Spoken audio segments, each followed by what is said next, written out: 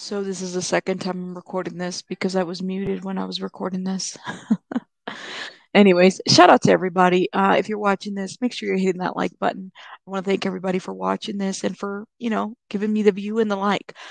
So as promised, I was going to do an upload of just the All Night LA video. This is a video from Better Wellness Through Technology, All Night LA, November 2020. And so what this is a group of people from the LA area in the LA community. And essentially it's a place where founders, developers, creators, investors, corporate decision makers, and curious people talk and come together to celebrate the activities around building an augmented reality hub in Los Angeles. This is an LA specific type of group. It's essentially a network of people that come together and they train each other and they talk about each other's technology and whatnot. Why I think it's important to show this whole thing at full and have it like an upload is because I'm definitely going to give you guys some commentary in between, but you're going to see three different presenters before Lima.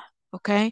And you're going to see the difference in the presentation. You're also going to see how it very easy to find some of these people's credentials on a basic Google search. It wasn't that hard at all. And as I've stated before, it shouldn't be. In addition to that, you'll see the different things that they're offering and how well directed it is versus where Lima is a little bit all over the place, my opinion.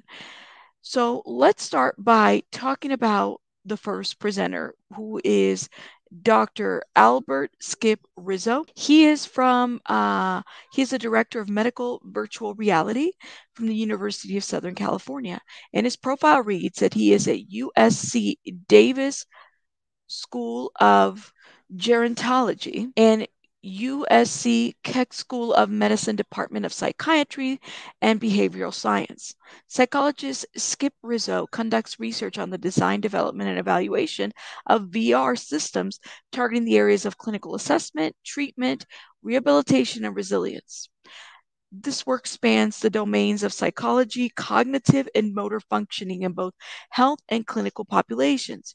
Rizzo, whose work usually using virtual reality based exposure therapy to treat PTSD, received the APA, American Psychology Association Award in 2010, award for outstanding contributions to the treatment of trauma, is the Associate Director for Medical Virtual Reality at USC Institute for Creative Technologies. He also holds a research professor appointment with the USC Department of Psychiatry and Behavioral Science and at the USC Davis School of Gerontology. Rizzo is working with a team that is creating artificially intelligent virtual patients that clinicians can use to practice skills required for challenging clinical interviews and diagnostic assessments. And this is interesting, I think.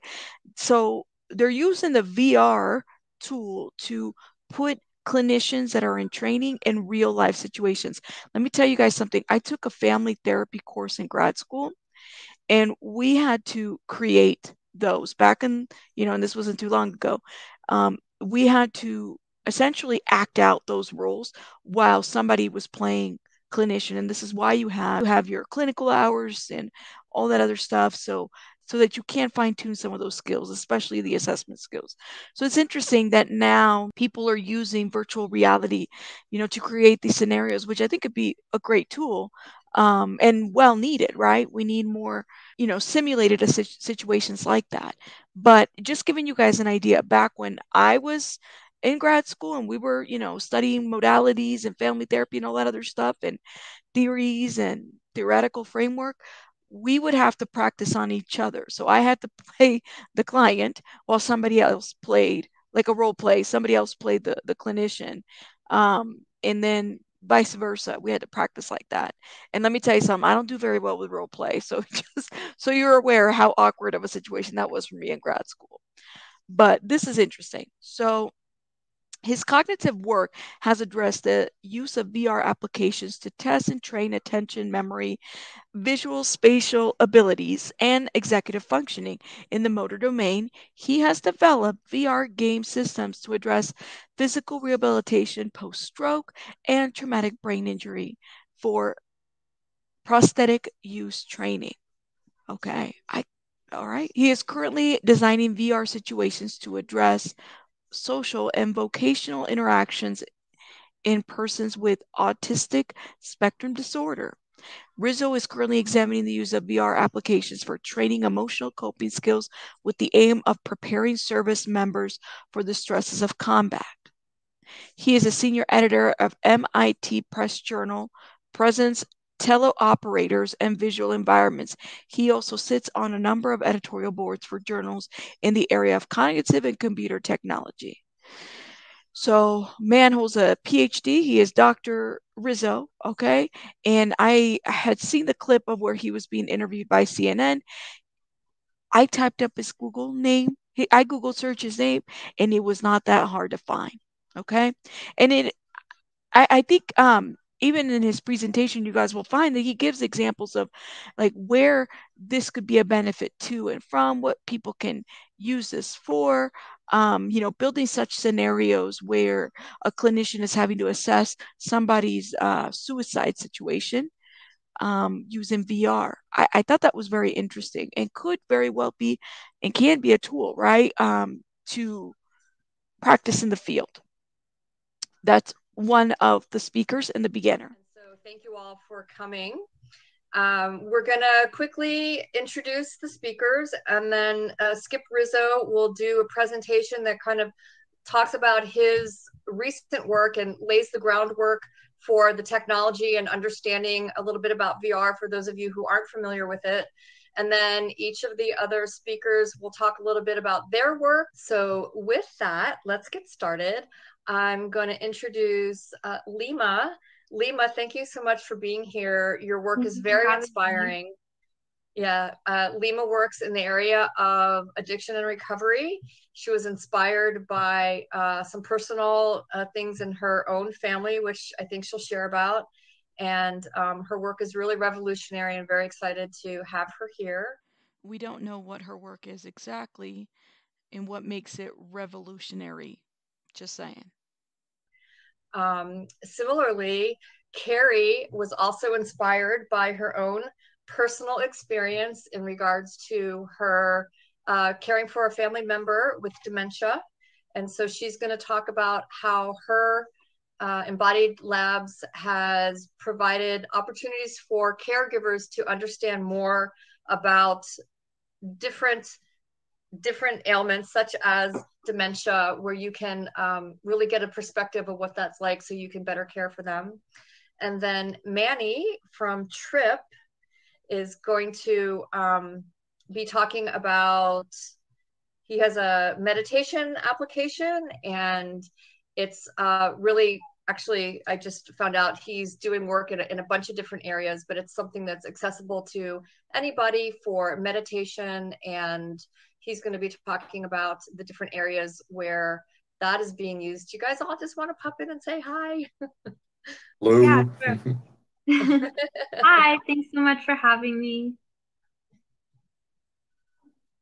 And one of the things is, everybody here is local to LA. One of the things that we like to do is, we, as the AWE LA, we like to highlight LA creators and influential businesses in VR and AR. And we're so glad to have many of you from different parts of the country and possibly even the world, I'm not sure. So with that, last but not least is Skip Rizzo. And Skip is going to be doing a longer presentation, largely because Skip has been extremely influential in this area, and he's been working in this area at USC for many, many years. Close enough? Okay. And I know that his work has influenced each of the other speakers here on this panel, as it's influenced many people in this area using VR for medical purposes. And I know that he consults with a lot of businesses, and either officially, or I know just the speakers have, read and been influenced by his work. So he's going to give us a presentation of his most current work. And as I said before, lay the groundwork. Let me get the share screen function going here. Okay, whoop, hold on. I've got an enabled sound. Second here. Oh, we're good. All right, well, welcome everybody, and thank you to Awe for inviting me to talk tonight. My voice might sound a little labored here, as I'm sure everybody on this meeting is going through the same thing I'm going through with either yelling at the TV or cheering the TV lately, and incessant Zoom meeting calls. So my voice is a little worn out at this time of day. But anyway, let me get started. What I'm going to do is I want to talk today a little bit about our trauma work and talk about how it's evolved, or it is moving towards civilian applications. So from combat to COVID is really the focus of this presentation. So just to start off, our lab is located at the University of Southern California Institute for Creative Technologies, and it's called the MedVR Lab. And we've been around since, I hate to date myself, but since 1995, focused on clinical virtual reality.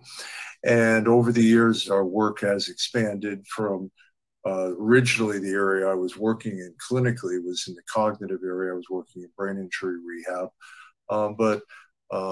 And that's what I wanted to do with VR back in 1995. But along the way, a bunch of other cool things popped up and opportunities. And so our lab's expanded to psych, cognitive, motor, and virtual human work. I'll just show a couple of videos along the way to give you an idea of what that looks like. This is what the Brave Mind VR exposure therapy looks like. We're going to see a lot more of this later, so I'm not going to let this thing run. But just as a point of comparison, that's from 2008. That's what it looked like back then. So you can see the advances. Only in this case, we took our VR exposure simulation and translated it into a set of cognitive tests, tests of memory, attention, multitasking, wayfinding, and so forth, all within a military context. We get a lot of our funding from the Army, so that's why you see that. But we don't just do military work.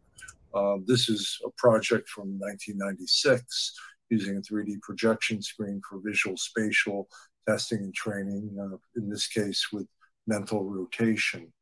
In 99 and then again in 2003, we developed this classroom, virtual classroom for testing children with attention deficit. So in this case, you're seeing what a child sees as they turn their head in a VR headset. They have to pay attention to letters on the green board up there. But meanwhile, distractions pop up, like that kid in the back just threw a paper airplane, school bus going by the window. And it's a good way to test children's capability to resist distraction while focusing on a task in an ecologically relevant classroom. This work has been advanced with a partnership with a company called Cognitive Leap, taking it into the 21st century and really developing a set of cognitive tests that be, I think, really helpful with children. In the motor area, this is some work, I think, from 2010, early Connect applications for making game-based physical and occupational therapy, so that, basically the premise here is to take something that's very boring, repetitive, and frustrating, physical and occupational therapy after a stroke or a traumatic brain injury, and make it fun and engaging by embedding it within a game. And more recently, we've done some head-mount display applications using what's called a ultra haptic, ultra leap, I believe, sensor on the front of a headset that allows you to track hands and make physical therapy more first-person oriented. That's some work that's now being tested at the USC Keck Occupational Therapy and Physical Therapy Department. Our virtual human work is cut into a couple of areas. One in the area of virtual patients, and in this case, this is something we did back in 2012. We've evolved it quite a bit since then, but this is a social worker in training, a social work grad student practicing with a virtual patient to do a suicide assessment. I'll let this play for a second. Good afternoon, Sergeant Castilla. What brings you in today? Well, my wife told me she thought I should talk to someone. She's been pretty concerned about me since a soldier suicided on base last week. Did you happen to know the soldier? Yes. He was a friend, but I met the Marine once or twice. He seemed normal at the time. I guess I'm afraid I might end up like him. Do you have any plans to hurt yourself? No. It certainly crossed my mind, especially lately. I just need it all to stop. Sometimes I can't handle it. So I like to say with those applications that it gives novice clinicians a chance to screw up a bunch with a virtual patient before they actually get their hands on a live one. I think that's a useful way to train folks in this kind of an area. This fellow here, he was an online virtual agent that again has evolved quite a bit since we first developed it. It was developed for the Army, and the idea was there was a lot of soldiers and service members, veterans, who coming back from Iraq and Afghanistan didn't know if they had a problem, didn't want to admit they're having difficulty. So we built this guy to hang out online where you could interact with the character and ask questions about PTSD, all privately and anonymously. He in turn would ask the user questions that were thinly veiled screening questions in a conversational format. And if at a certain point you scored pretty high on some of these questions he would ask in terms of PTSD, he might say something like, hey, you know, it looks like you're going through some trouble here. If you want, punch in your zip code in this little box. I'll pop up a list of providers in your area. And if you want, we can talk about what therapy for PTSD involves. And so it wasn't a replacement for clinical care, but rather a toe in the water. The safe place for people to get information. Let me just let him introduce himself really quick. Well, I'm not a real person, if that's what you're asking, but I'm based on the personality and experiences of real soldiers and Marines. I'm still just a piece of software, but I'm getting better all the time, so hopefully I can be a helpful piece of software to talk to. So we'll see a little bit more on all of these things as we move forward in the talk, but I'm sure everybody here knows what virtual reality is, but just for the sake of anybody who doesn't, you know, from a technocentric perspective, collection of enabling technologies, computers, interface technology, body tracking, sensory displays, headsets, and so forth, all with the aim of creating environments that people can interact with or become immersed within. You know, probably the more human-centric definition is a lot easier. It's just a natural way for people to interact with computers or extremely large databases in ways that is more attuned to how people interact in the real world. And this is basic, you know, human-computer interaction, which if we look at how it's gone over the last 30 years, perhaps it's time virtual reality stepped up and we're not limited to hunting and pecking on a keyboard. So when we think about VR in the clinical domain, best metaphor is aviation simulation. So just as an aircraft simulator would serve to test and train piloting ability under a range of controllable conditions, we can test, train, teach, and treat wide range of human functions in a very controlled setting, sort of like the ultimate Skinner box, if you will. If you're a student of psychology, you'll get that. And since 1994, when VR really got its traction clinically, initially, with exposure therapy for simple phobias, in this case, fear of heights. This is a short list of the areas where VR has made a valid contribution, either as an assessment or treatment or a tool for scientific research in the areas of mental health and rehabilitation.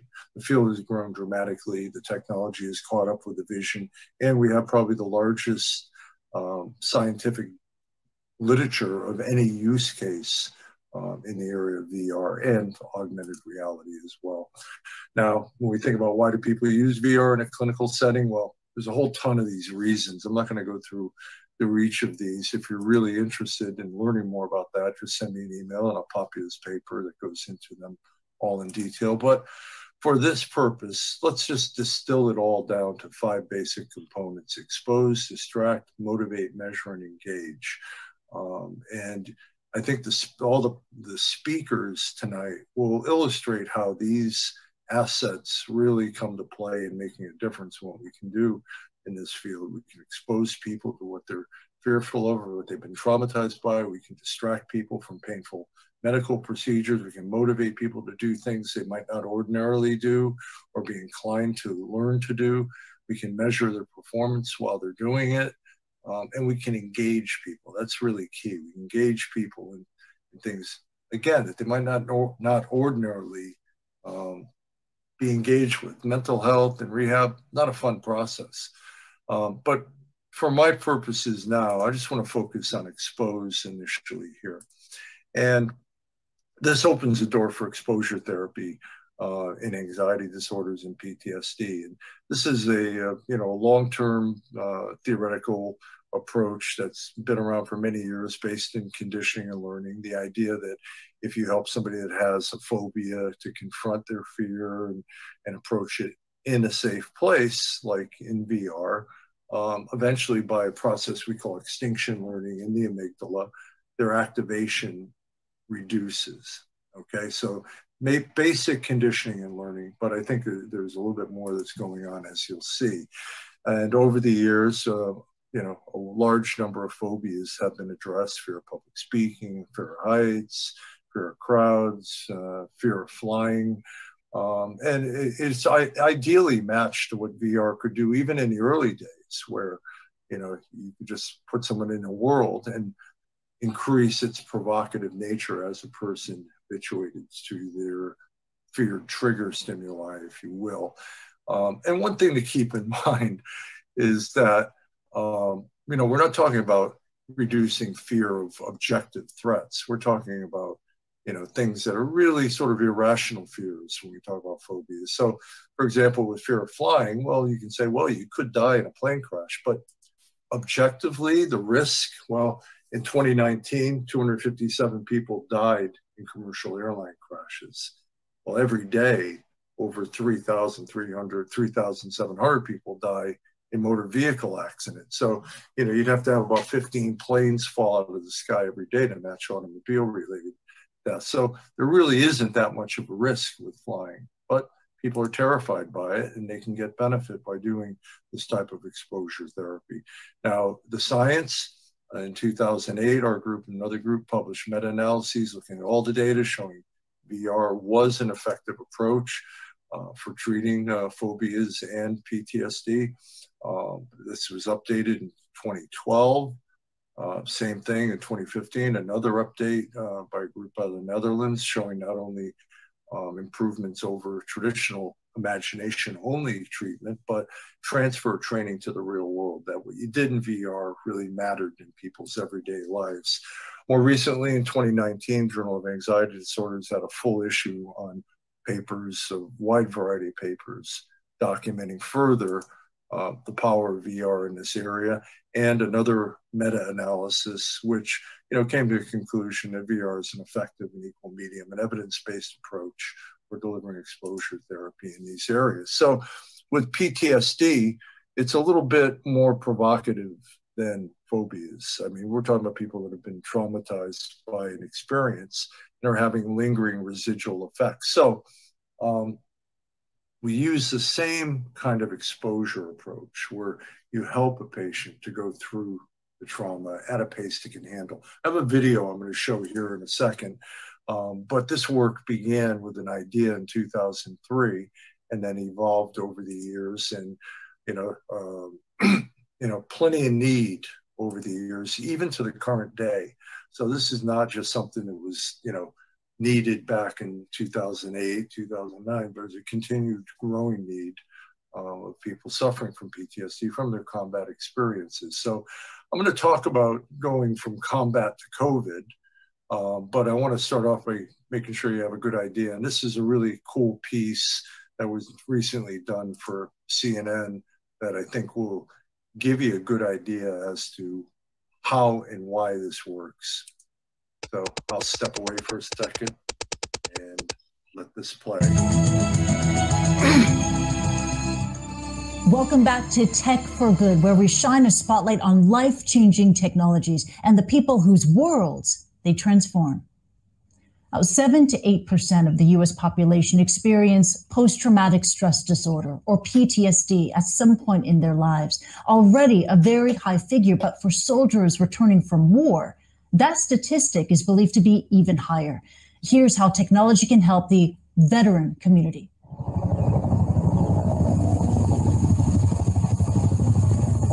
I literally had not talked about that scenario for 10 plus years.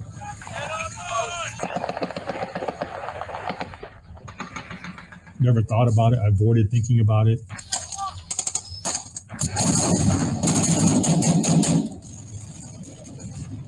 This time as we go through, we have a civilian population to worry about. And it's kind of hard for us because we have to judge between the civilian and military. Some of the things that I saw and some of the things I did just stuck with me. Retired U.S. Marine Chris Merkel is about to return to war. A decade on from 3 tours in Iraq and 4 in Afghanistan, this time his front line is a virtual battlefield. You start to feel like you're there, and then you see, like how I physically saw Iraq, how I remember. In my mind, I could see that guy getting ready to shoot at us, and it's so intense. This is BraveMind, a virtual reality exposure therapy program designed by psychologist Albert Rizzo to treat various forms of post-traumatic stress disorder. How traumatic is it for a patient to face these painful memories head on, to relive them through BraveMind? When you tell people about it initially, they say, why would you make somebody go back and confront these horrific experiences that they had? Well, we do it because the science shows that this is an effective approach, that helping a person to confront and reprocess difficult emotional memories, but in a safe place, getting them to talk about things they haven't talked to anybody about, that is the path to healing. Merkel says his time in service left him in a constant state of hypervigilance, leading to bouts of anger, depression, and insomnia. People return, they're not a whole person when they return. It's not like a movie, it's not instantaneous, it's not glorious, it's very violent, it's very visceral. And when traditional therapy failed to help his PTSD, he turned to the VR program to face the very memories he had been avoiding for years. Contact front ID, left side. If you activate this fear, this traumatic memory, but nothing bad happens, you're in a safe place with a supportive clinician, eventually that fear or anxiety extinguishes or habituates. In his lab at the University of Southern California's Institute of Creative Technologies, Rizzo's team has developed 14 combat scenarios, building in the sights, sounds, vibrations, and even the smells of war. The clinician has a control panel where they can adjust the lighting, the time of day, the number of people, where a bomb goes off, if a plane is flying over. So you can customize the experience moment by moment in real time for helping the person to go back to something that's relevant for them.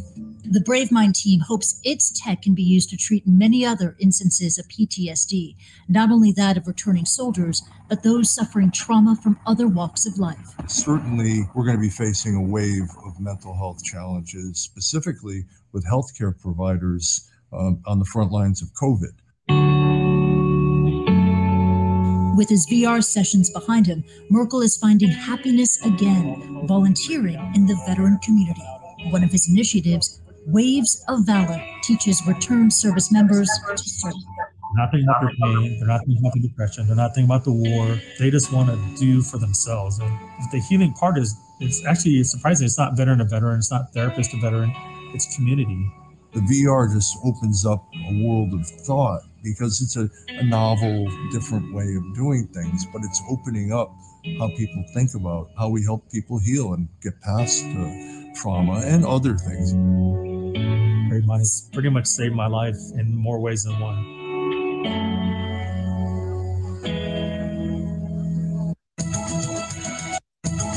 Oh. I don't know how to get out of this. Hold on a second. Sorry about that. I have to fix that another time. Okay. So with that description, just a real quick run through on some of the data, early clinical trials showing changes in PTSD symptoms over time, pre to post treatment, 3-month follow-up.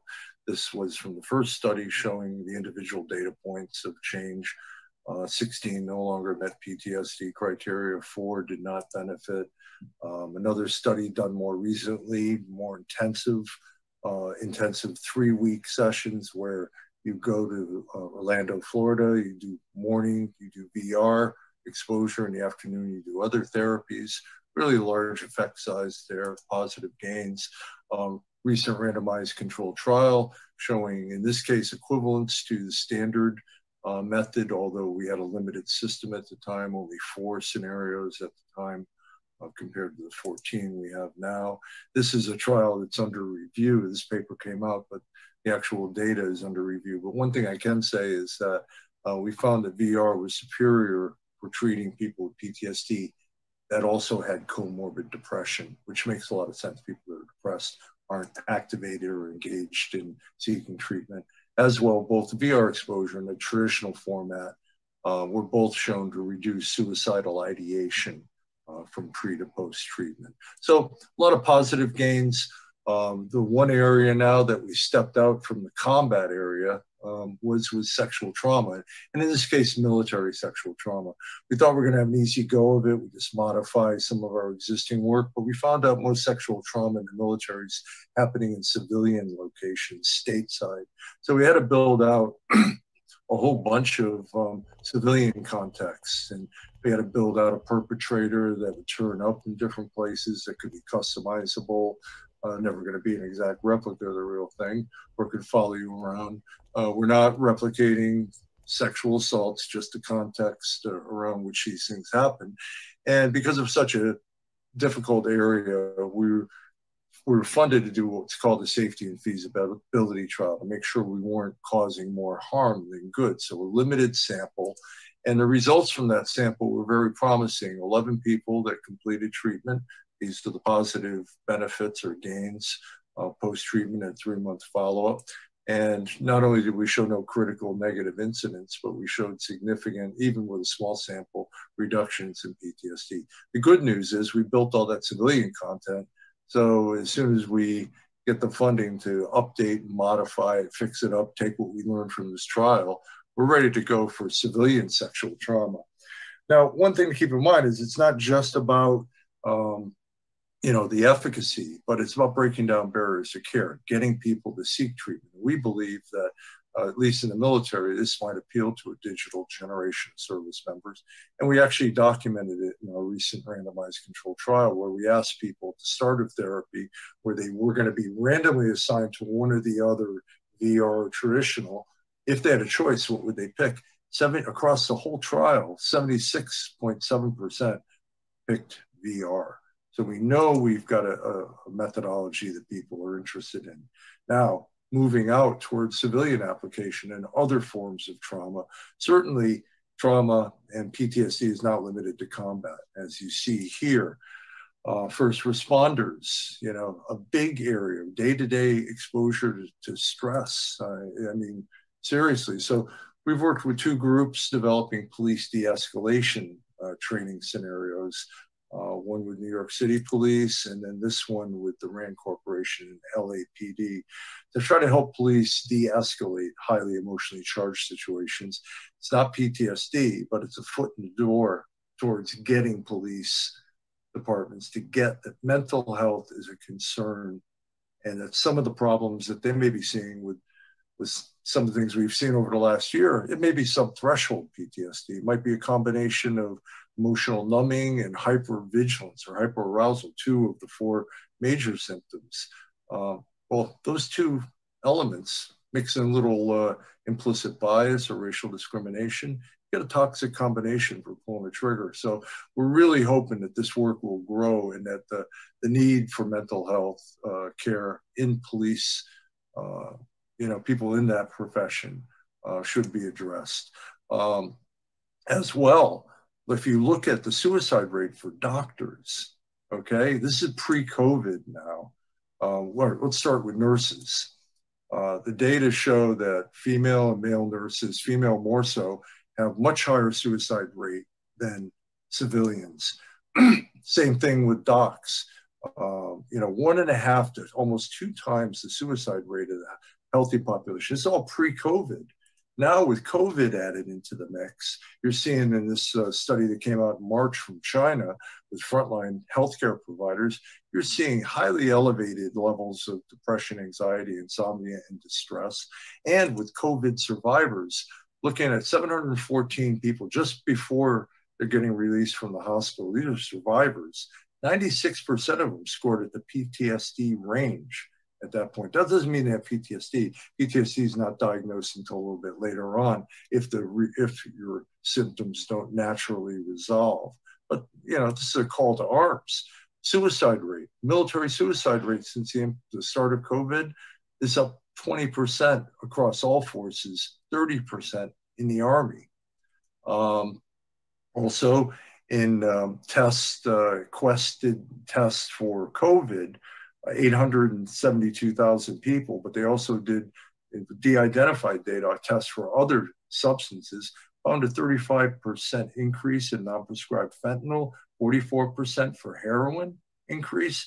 You know, we're facing a mental health tsunami due to COVID. I call it the fourth wave. We're in the third wave right now of COVID. The fourth wave is going to be the residual psychological impact. So we've started working this area with a simple online survey, it's out there just to try to surveil the situation.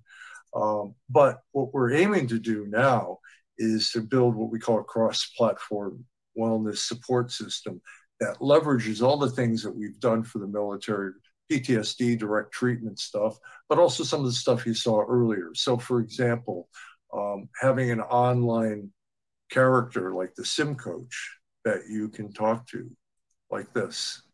I was created to talk to people in a safe and secure environment. I'm not a therapist, but I'm here to learn about people and would love to learn about you. I'll ask a few questions to get us started. And please feel free to tell me anything. Your answers are totally confidential.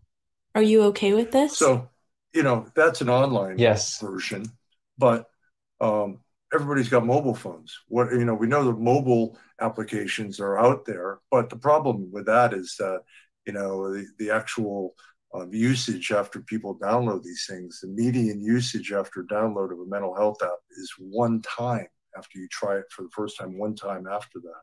So what about engaging people with a virtual human that checks in with you each day and asks how you're doing? Something like this, something we built for the military. Welcome back. Let's get this daily check-in started. How are you feeling right now?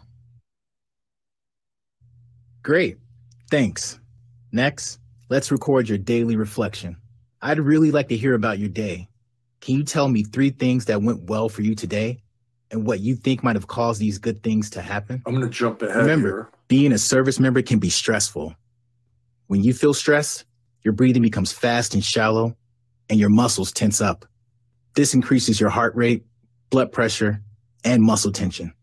And now your body isn't getting the amount or the type of fuel it needs. Basically, what he's going to do here is walk you through a tactical breathing and relaxation exercise. One of the tips of the day that pop up in this 3-minute interaction each day. I'm going to jump ahead. After he's taught you the breathing. Looks like you got it. Now you can try it on your own. Which environment do you find the most relaxing? Being surrounded by all of these trees is really peaceful. The mountains are very calming. I love the sound of the ocean. I can stay and breathe with you, or I can give you some privacy. What do you prefer? So at this point, the character can also connect to your Fitbit or your Apple Watch and review your sleep, your heart rate, with an Apple Watch, and other elements, exercise, and so on, something like this. Nice work today. Hit next to see your score report. So good job. You're getting there. You met your exercise goal, but you fell short of your step goal. So the goal here is to engage people with these applications by way of a connection with a virtual agent. At the same time as you're talking to this guy, your vocal parameters, your acoustic parameters of your speech can be stored in the cloud and used for analytics, because we're finding that a person's, not just what they say, but how they say it, is a strong indicator as to their mental wellness. And so there's a lot of work to be done. a lot of AI to advance this. But the virtual human stuff, online or mobile, and then of course VR exposure. Here we go. This is actually the first receiver area at Bagram Hospital, actually a replica of that. But we're planning on building out, similar to the combat and the sexual trauma work, a series of environments that might be useful for healthcare providers in dealing with direct treatment for PTSD. Another area that we believe is important is using standalone headsets to promote some level of self-help supervised by clinicians, something like what you're going to see a little bit later with the TRIP software for mindfulness and meditation and relaxation. So by leveraging all of these areas, we're hoping to be able to put together a package that, you know, COVID will be the proving ground, but all of these things I hope will have relevance further on moving into the future, whether it's COVID or some other pandemic or some other trauma. Fortunately, we don't have to deal with any trauma from the election right now, so that's a good thing. Anyway, so that's the pitch there for what we're aiming to do by leveraging stuff that the military has funded significantly for civilian purposes. So I think I'm at the end here. Yeah, so with that, I want to pass the torch. I want to mention these are the clinical targets where I think we can see some real challenges ahead, and hopefully VR will figure prominently in the future in how we make things a little bit better for people in the trenches who have suffered dearly with this situation that we've been in over the last 10 months. So thank you, and I'll stop sharing my screen now. Here, where is it? There we go. Dr. Rizzo showed us a list of clinical targets that he wishes to, continue to work through and expand his research, where if you look at Lima's website, it essentially says that they have the cutting edge technology based treatment or promising research that may revolutionize mental health treatment options. And they want you to contact their team. Skip, thank you so much. Your work is so inspiring, and it just brings so much hope, I think, to so many conditions, even pre-COVID. Carrie, let's go to you next. Why don't you share with us what you've been up to and the impact you're making and the people that you're helping and supporting. The next speaker is a lady by the name of Carrie Shaw, and she's a speaker. She's the CEO of Embodied Labs. Okay. And again, Carrie Shaw, Google search her name. Immediately, I was able to find out she had a master's degree. So Carrie Shaw, who also presents, she is the CEO and founder. Okay. She also has a master's. Carrie is a medical illustrator and health educator, has a particular interest in conveying the first person experience of vulnerable patient population through virtual reality storytelling.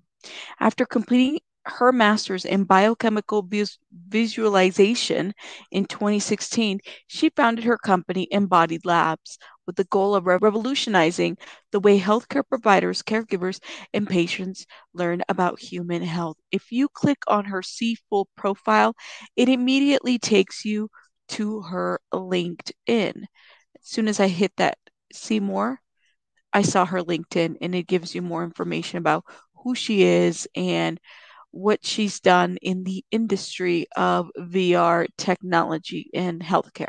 All right. When you hit Embody Labs About Me page, you get to learn a little bit about what led Carrie to this journey of her website and her business and VR technology.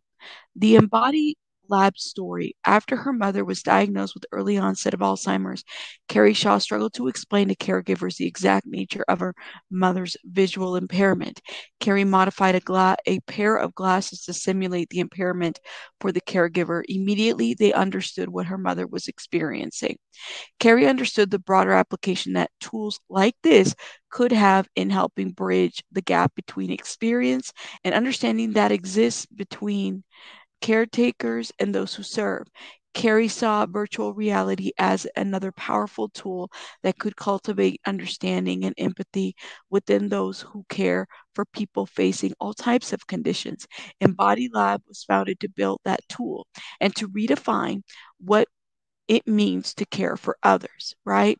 So notice that this is supposed to be a tool, at least when Embody Labs started, to help educate those that are doing the caretaking. Just like when Dr. Rizzo is talking about using virtual reality to train those clinicians on how to best care for, how to do their best assessments. Okay, so when you look at the Embody Labs website, I mean, they have an immersive library. So everything that they're looking at as far as being able to help with in caretaking, industries, academic programs, local government, corporate partners, home base. There's resources, webinars, research, and medical papers. And there seems to be more transparency as far as how they maneuver and what they do. Just wanted to point that out there about Embody Labs, which you'll hear Carrie speak here briefly. Great. So I'm going to share a few slides. I'll keep my kind of intro very brief to maybe 5 minutes or less here so we can get to some great discussion.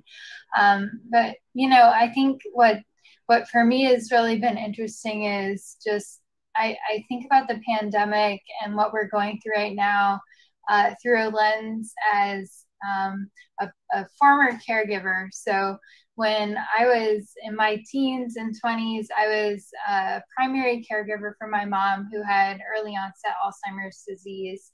And I lived at home with her and took care of her alongside my dad.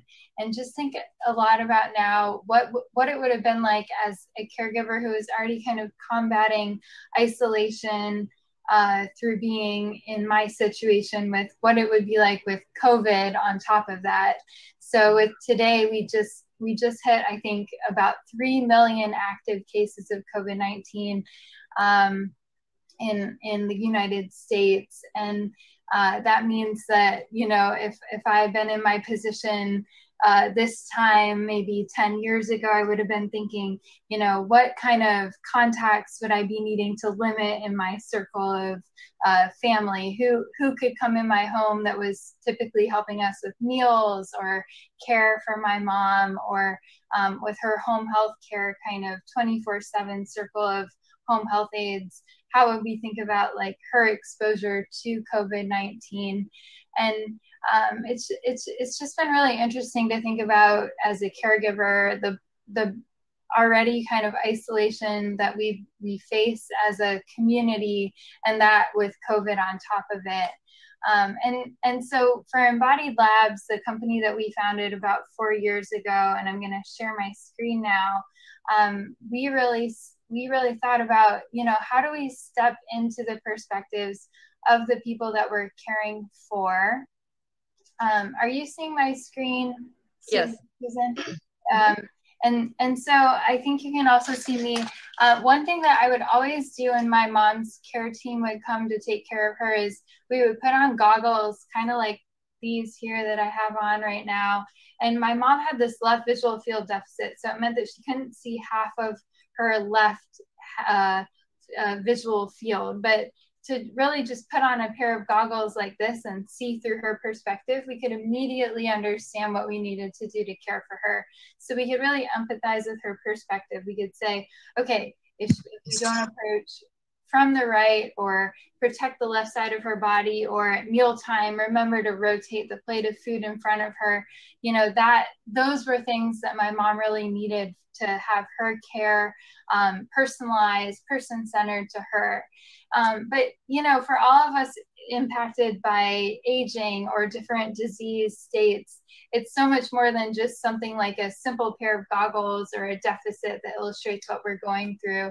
And so what we do at Embodied Labs is we really think about how we can walk people through different age-related conditions and life experiences through a virtual reality simulation that really give caregivers the 5 million paid direct service care workers and the almost 50 million informal caregivers today that are caring for our aging population to really understand what it's like to go through experiences like Alzheimer's disease or care transitions from being in the home to a care community, what it's like to go through an end-of-life conversation, or our latest labs on trans health and LGBT plus aging and social isolation. And just to give a couple visuals very briefly, I'm going to play a clip here. Let's see. So here's just a little bit of the experience from inside the headset if you were to go through the Beatrice lab. Let's see if I can get that to play.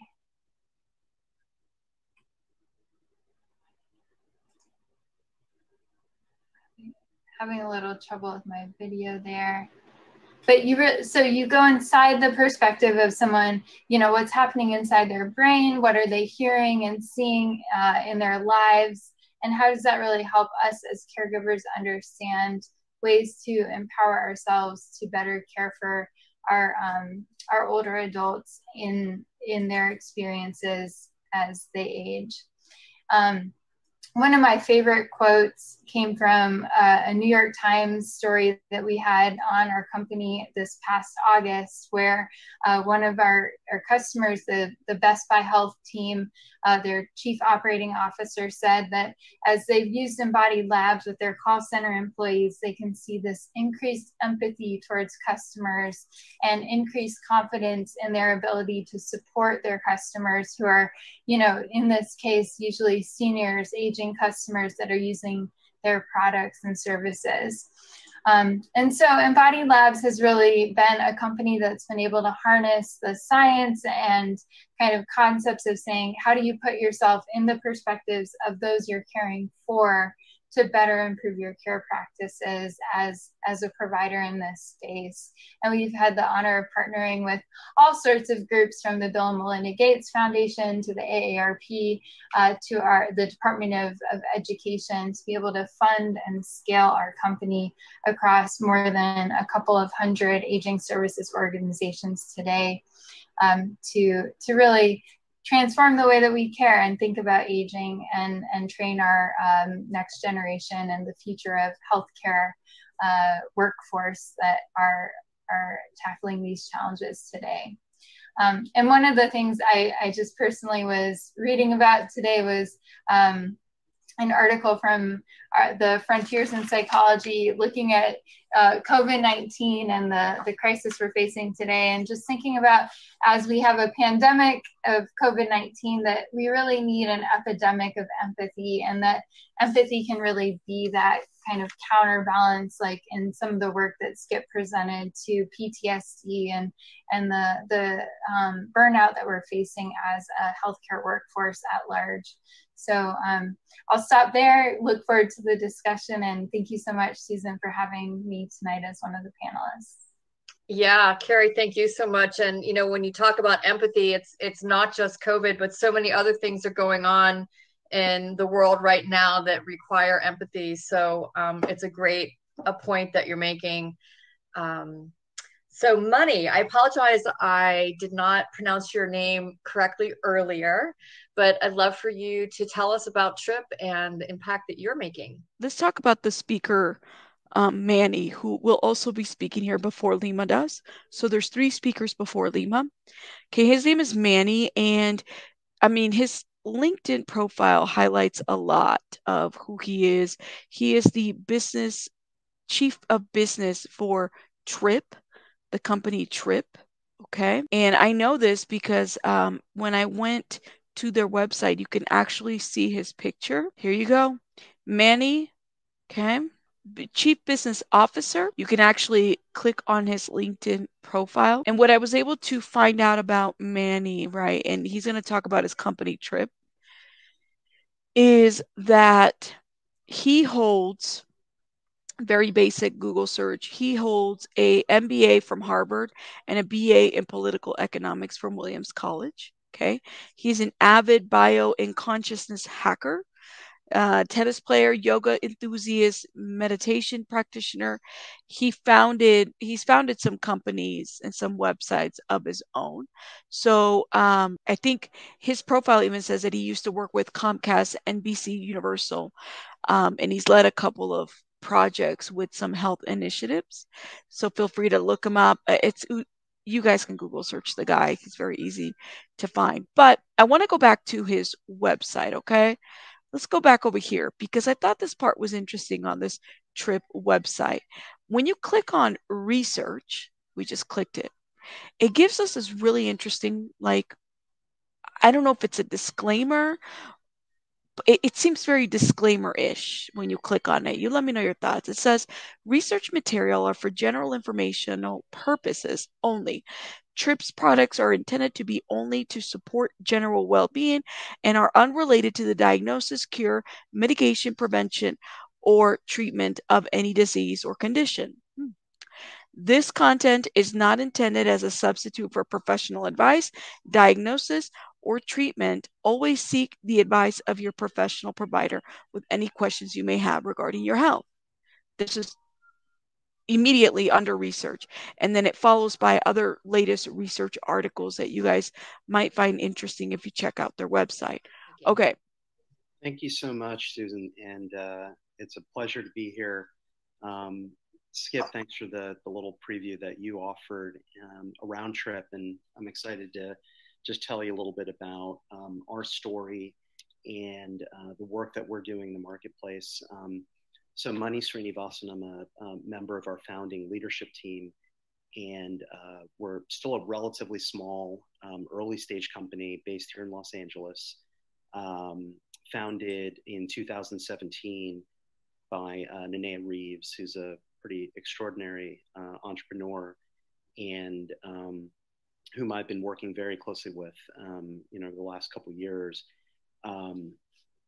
We are focused on taking mindfulness, taking gameplay mechanics, taking other modalities within the XR environment, and turning that into a mechanism to ultimately improve how people feel, starting with mood, extending to what we believe is an opportunity to ultimately play a transformational role in people's lives. We're fairly research informed. We're privileged to work with a number of thought leaders, including Skip, as advisors.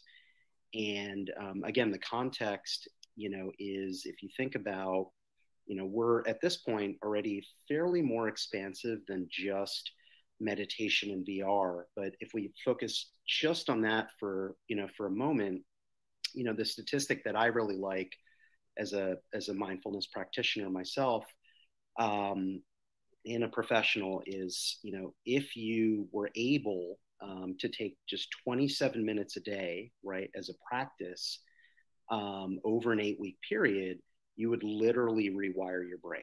And so this is kind of that powerful concept of brain plasticity.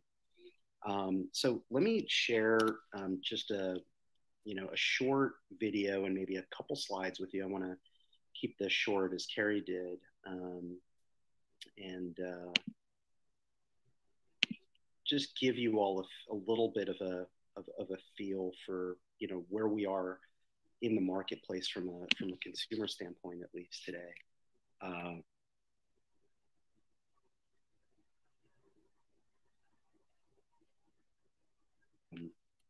So queued up, sorry. Yeah. Welcome to TRIP.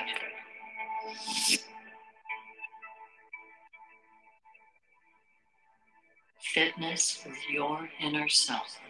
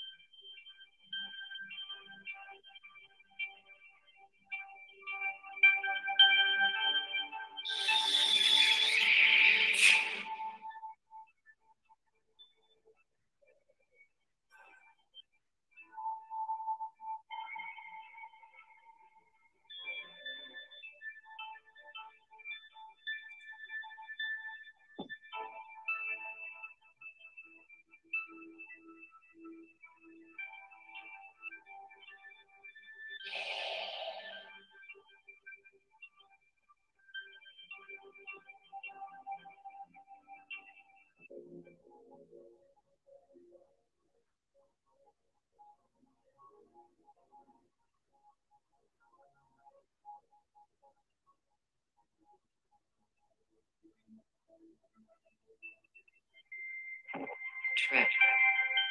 You'll be feeling better in no time.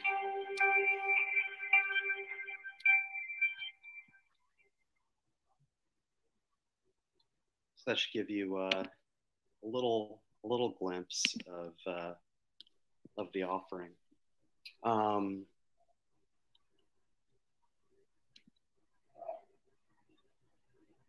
So what I'm really proud of in terms of what we've done as a company so far, and I think we're really excited about the future view, dovetailing with some of the topics that Skip touched on. But I think today, where we've come, we started as a enterprise offering for Fortune 1000 companies around the world for clinics, and we actually began in the category of addiction recovery. And a little under a year ago, we launched for the first time a consumer offering, and we've grown really significantly over the last several months. The COVID period has been a big surge for us, given heightened levels of stress and anxiety that we're all aware of. And so today, we're excited to kind of point to, just on the Oculus platform itself, we have, we're approaching about 20,000 users around the world. Approximately 60 to 65% are in the US, but we actually have a global audience as well in Europe and Asia. And so the offering is growing in many respects, very rapidly. There's a daily protocol. So if you think about that example I'd mentioned of the 27 minutes over 8 weeks, the beauty of Trip, our users are finding, is we're giving them a mechanism to sort of hack some of the benefits of mindfulness, to hack some of the benefits of traditional therapeutic approaches. And we're doing it in a really fun and engaging way. So when Skip mentioned kind of that, dimension of engagement, we're seeing, at this point, figures that are, approaching kind of earlier days for Peloton. And that's really encouraging because we're seeing people embed the use of the Trip application in their day-to-day in a way that can lead to behavior change. We've seen, well, probably by the end of this year, we may exceed, 1 million sessions, which, we're kind of psyched about. And, the other piece that is a real exciting growth area, and there may be some of you, tuning into our event tonight who are creators, we're actually bringing in third-party content as well and growing that portfolio. So there are, creators from around the world, from New Zealand and Germany and, the US and other places, that are coming to us with, really fantastic content experiences that fit into the arena of not only improving well-being, but ultimately, consciousness and transformation. And we're spending a lot of time with these creators, and they really span from artists to scientists. And so that's something that really has been setting Trip apart, and will continue to do so in the coming months. And the other piece, really around data, and this is something we could dive in deeper with you maybe a little bit today, but in the future as well.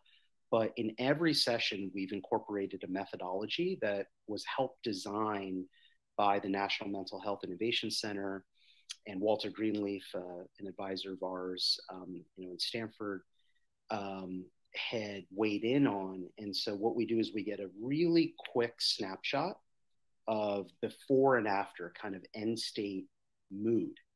And this is based on the Spielberger State Trait Anxiety Inventory, the PNAS, and the Oxford Mood Scale Inventory. So once we get that information, looking ahead, there's the ability to kind of tie in and correlate biometric data, as simple as using the Apple Health Kit. And where we're headed with all of this is becoming, I think, on the consumer level, a means for people to get really, really powerful insight as to, in the day-to-day and week-to-week, like, where are they being triggered? And, how quickly can we take them from that state of, being triggered to one of greater calm and relaxation, ultimately as a self-regulation tool set. And so that's pretty exciting for us. And we need to update this slide actually, for maybe the next week or so. If you look at it, one important data point is that, in every session, so if you, get into VR and an Oculus Device today, or the Sony PSVR, which will launch with a little bit later this month, so probably before Thanksgiving, we'll be live on Sony PSVR. You have the ability, even in just one session, to get tremendous lift. And so we're seeing on average statistically about a 25% self-reported improvement in how people feel in just one session. And then, the other thing that's kind of interesting is if you look, we're very careful so we don't reveal any personally identified information, but just in terms of trends, if you look at just our existing base of about 20,000 users around the world, we're able to kind of show what starting and end point moods are and how people are reacting to things that are happening in our lives. And so my point on updating the slide would be, we just came out of a really interesting and emotionally vested period with our presidential election. So you can see, on the slide how when the pandemic was named, people's starting moods were, at a lower point. When the stock market losses, were accumulating, again, another dip. People had to go into the quarantine period, another dip, right? And so we could see, it'd be interesting, for us to kind of, look at, the election and where there are those troughs and where those, could be upward trending in terms of people's, disposition and mood. So that's just a short overview. This has been a little more consumer oriented. We are building a platform as a service business as well with Trip, which is really exciting, where we'd be on the frontier of digital therapeutics. So being able to use and avail our platform to large entities, healthcare insurers, pharmaceutical companies, medtech companies, researchers, academic institutions, to be able to partner and co-develop solutions that ultimately could become FDA approved and could become alternatives to traditional drugs in areas of anxiety, in areas of depression, in areas of PTSD. And, that's very much kind of, an important business focus for the company as well going forward. But today, we very much want to keep serving our thousands, tens of thousands of users around the world, and just giving them some, small to medium to sometimes great benefit in their day-to-day, in the stresses of the day-to-day. So that's it. I'll stop sharing my screen and kick it back over to you, Susan. Okay.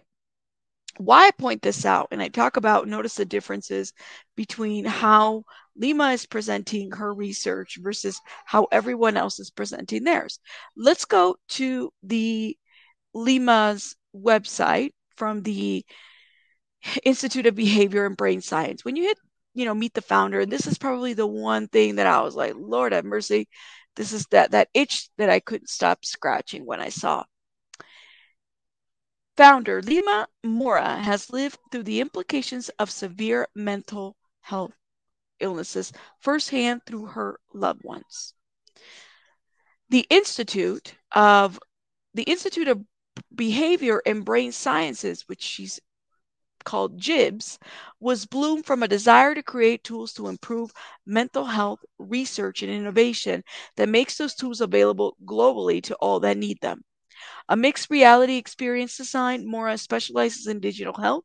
She is well known in the tech community for her speaking engagements and role as an ambassador for bridging innovative technology with healthcare and providing insight on the emerging market of VR, AR, artificial intelligence, AI. Mora's insight into psychology and isolated control environments allow her to provide diagnostic guidance on mental health and behavioral immersion content, applications, and functions. Diagnostic guidance on mental and behavioral immersive content, applications, and functions. So this is what we have as far as her profile goes, right? If I hit LinkedIn, the page no longer exists. I literally hit the LinkedIn page. It's not there anymore. I don't know why. Maybe it wasn't connected. I'm not really sure. Whatever. Giving you guys an idea. So let's go back to her founder page.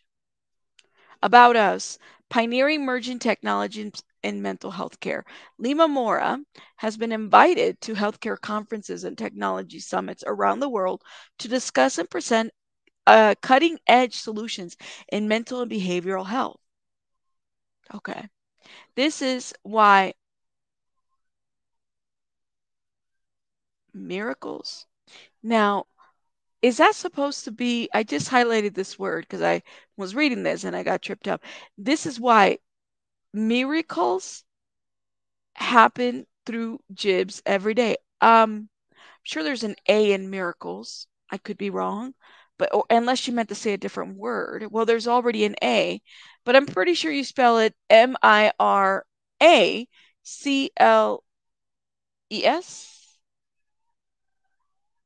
Well, apparently miracles happen with JIBBS, yo. Regardless if you know the spelling of the word or not, they happen. So I'm not sure who put that on their website.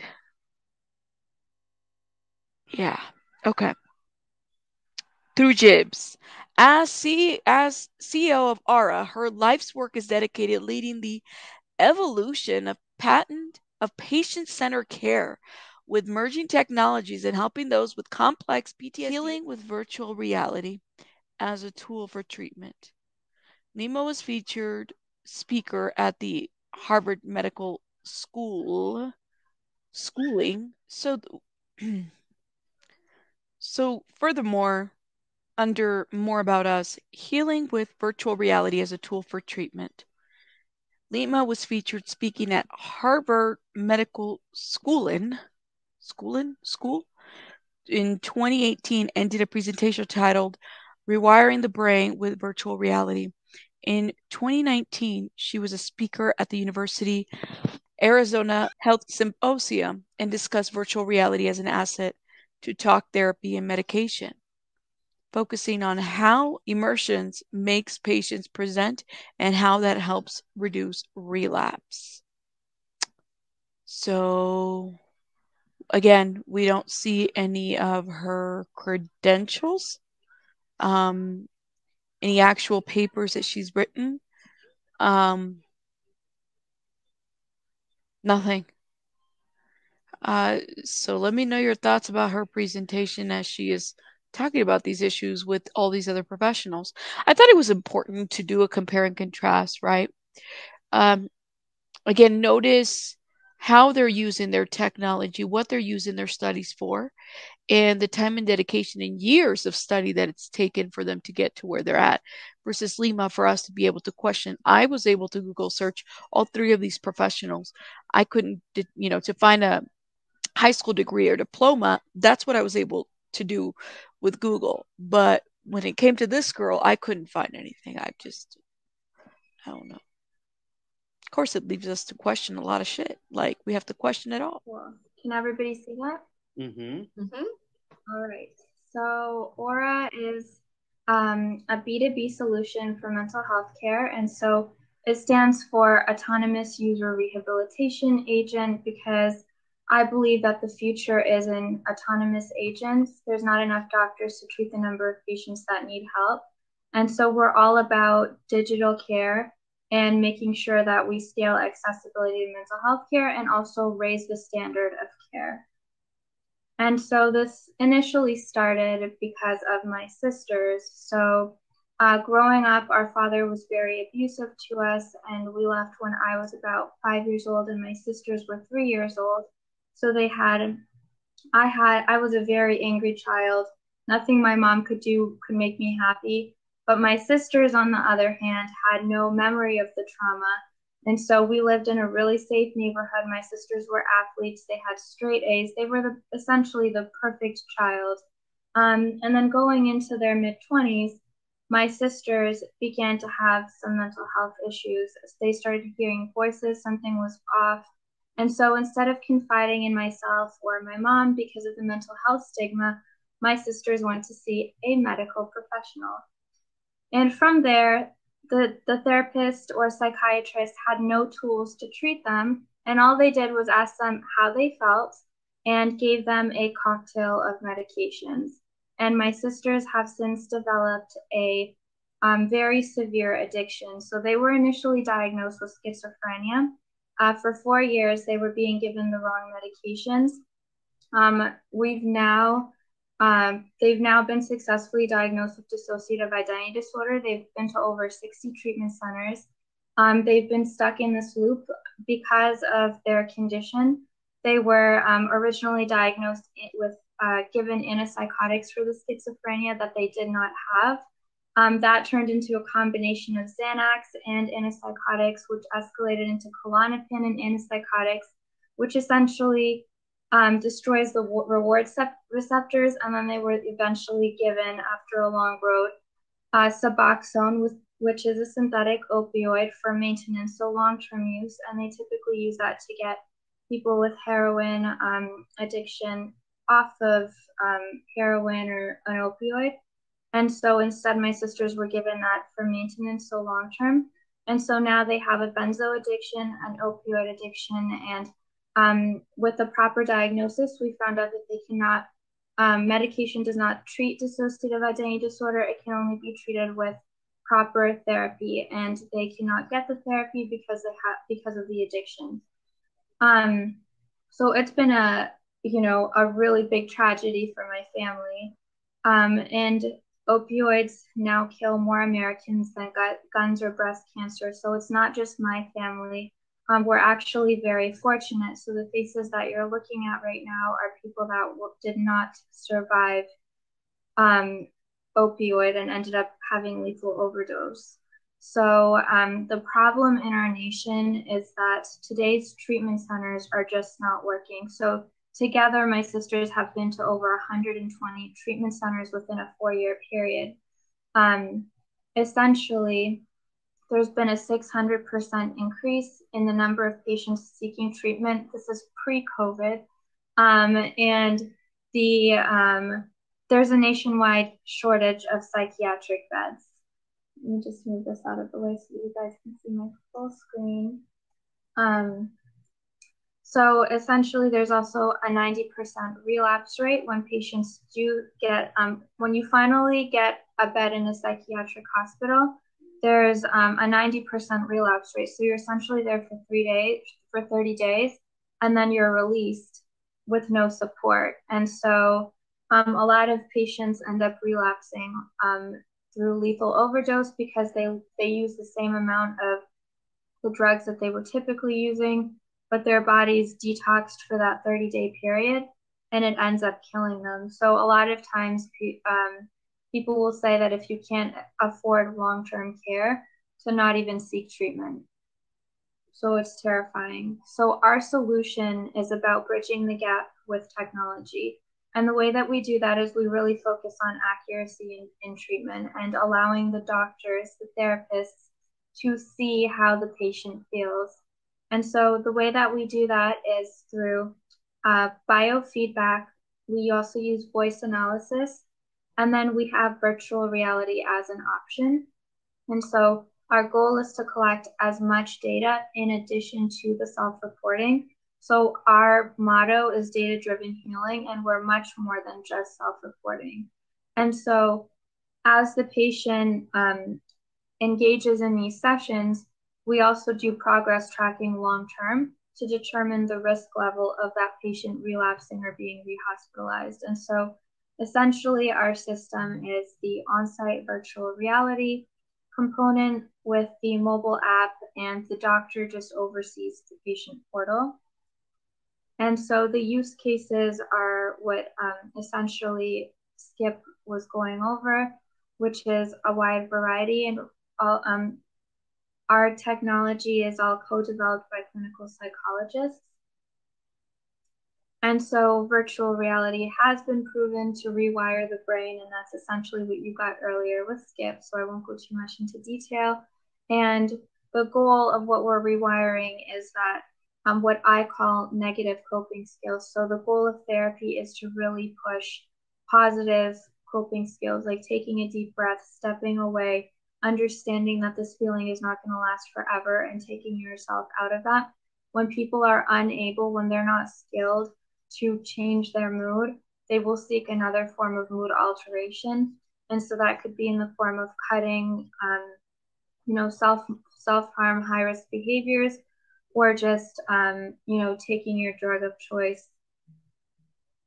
And so I'll wrap this up. I'm trying to be as quick as possible, but one of my favorite quotes is that it's never too late to become what you could have been. And I truly believe that everyone here, so Skip and Carrie and Money, that we're all really driving the industry, which will help save my sisters in the end. So I'm so honored to be doing this panel with you guys.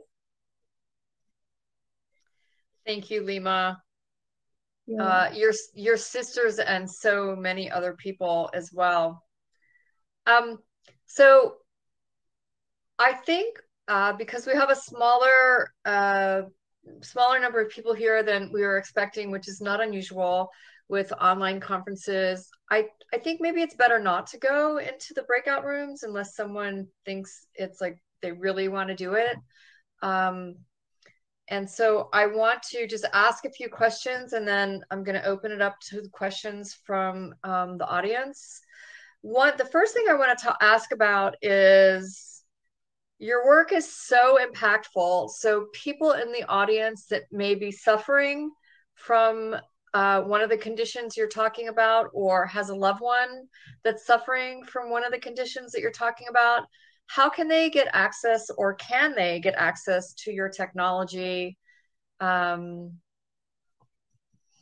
know Money, your technology is available to the general public. Do you want to talk about how they could purchase an Oculus, or what that route is? Yeah, I can jump right in on that. So today, we're available on all Oculus devices, and Oculus has done, I think, a really good job on the consumer side.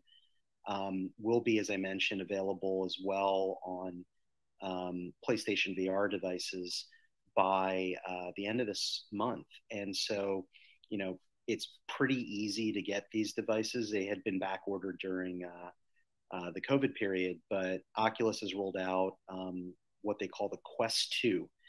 And I'm blown away by the price points on the hardware that keeps coming down, both in the consumer sense and I think for more clinical health use. We're seeing really, really good trends in the area of VR devices. So the Quest 2, you can literally, if not on the Oculus, site, from Amazon, from Best Buy. Best Buy probably is the best way right now. We're seeing it in terms of getting those devices. They're $299, and it's a really cool device. I think there's a lot of content now. We're at this kind of inflection point, I think, in many respects with respect to VR. So there's Beat Saber, fun games that can be entertaining, get you into flow. Trip is available. We're heavily discounting our offering right now, given so much of what Skip had shared, what Carrie had told you about, Lima's very personally driven story. on the work she's doing. We're literally offering Trip for $9.99 for an entire year as a subscription, or $3.99 a month. If you're a Oculus user, you can also get Trip for just under $20, $19.99, and that's a lifetime subscription. So, eventually we'll have, the vision is to have more targeted modules, right? That might be priced kind of, independently, where we can help address challenges such as grief, right?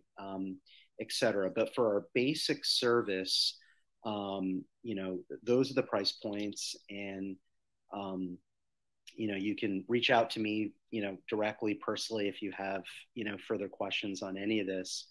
But we think it's a great time for folks to kind of get in and start to, experience some of these great offerings that are out there in the marketplace. And then just one other quick note that, I'm excited about.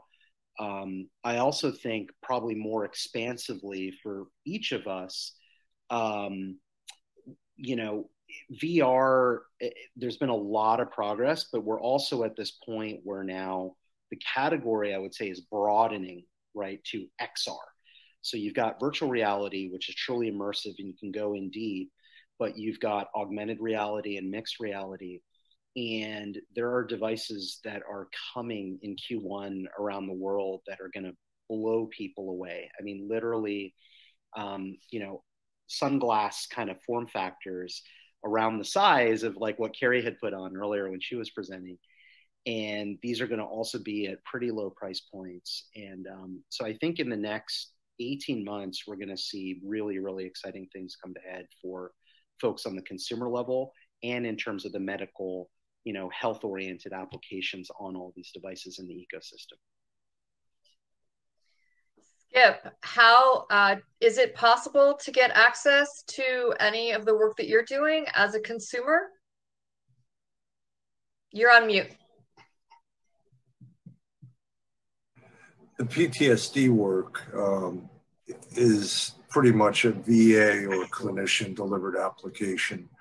I think this is really the real challenge that we're facing right now in seeing the field advance, and that's the barriers to adoption. Like when you ask that question to the audience, it always puts a shiver up my spine because there's so much good stuff that exists.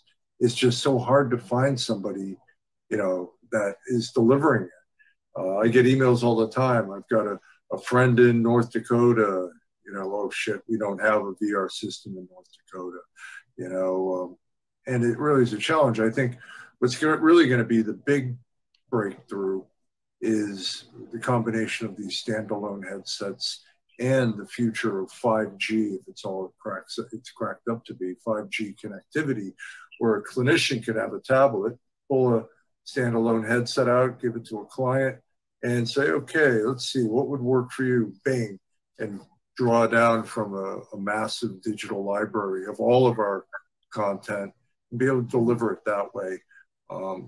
That's really the bottleneck to adoption right now. There are more companies are emerging in the last couple of years than in the previous 20 years. So stuff is being built, but they're struggling with a business model for building awareness, maximizing distribution, promoting usability of the product so that clinicians don't run for the hills because they don't know how to set up a Vive tower and calibrate it.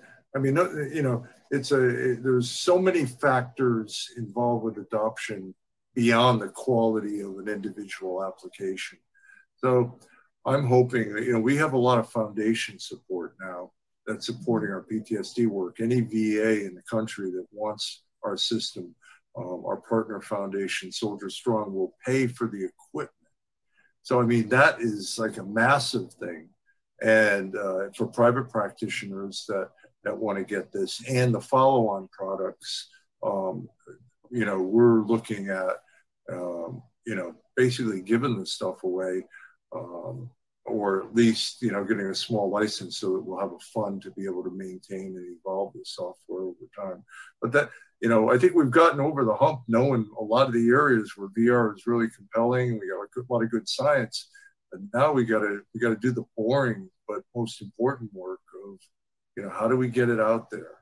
Yeah, that's really the interdisciplinary challenge. There are people that don't know anything about VR, but know marketing and distribution. We got to be partnering with those folks or learn from them. That's great. So I'm going to follow up with you on information about Soldier Strong, so we can leave that, include that in our follow-up email. So that's great to know that private practitioners can reach out and get access to your work. Lima, I know that your product is so popular across recovery centers that you can't even handle the orders that you have right now. Her product is so popular across centers, they can't handle the orders that they have. That's interesting. So I guess they don't have an issue with marketing then, right? I guess that would be my thought process behind that. I don't know right now, but if people are interested in learning more and possibly getting access to your work, is there an avenue for them to do that? Dr. Rizzer talks about the fact that accessibility is an issue in terms of being able to, hand the product, making sure that everybody's getting a hold of the product.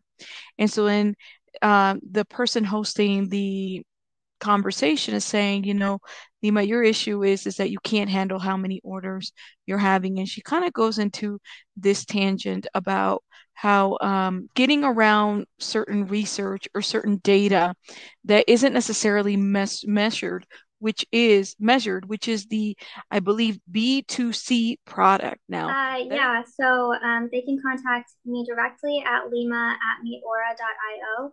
And that's as far as a clinician or a private practice VA. That's how we deliver our services as well. However, we do have a B2C product, so straight to consumer, that we're going to be releasing. Our goal is all about scalability and accessibility. That's what I'm driven by. And so our tools we leverage virtual reality as a tool, but you don't necessarily need the virtual reality components because we also do augmented reality. And again, I think Money was the one that was talking about repetition is key. And so it's really about the data and getting people to use it and having that information being sent to someone to oversee it. So we have a B2C product. And so I'm pretty active on Instagram, and that's how we're going to launch it. We're just going to drop it through Instagram at Lima from Aura. And we've got a couple influencers that are using our product. So they'll be helping us get the word out there. So just quickly, you said it's required that it has someone oversees the data. Is that true in the B2C? Not the B2C. Okay.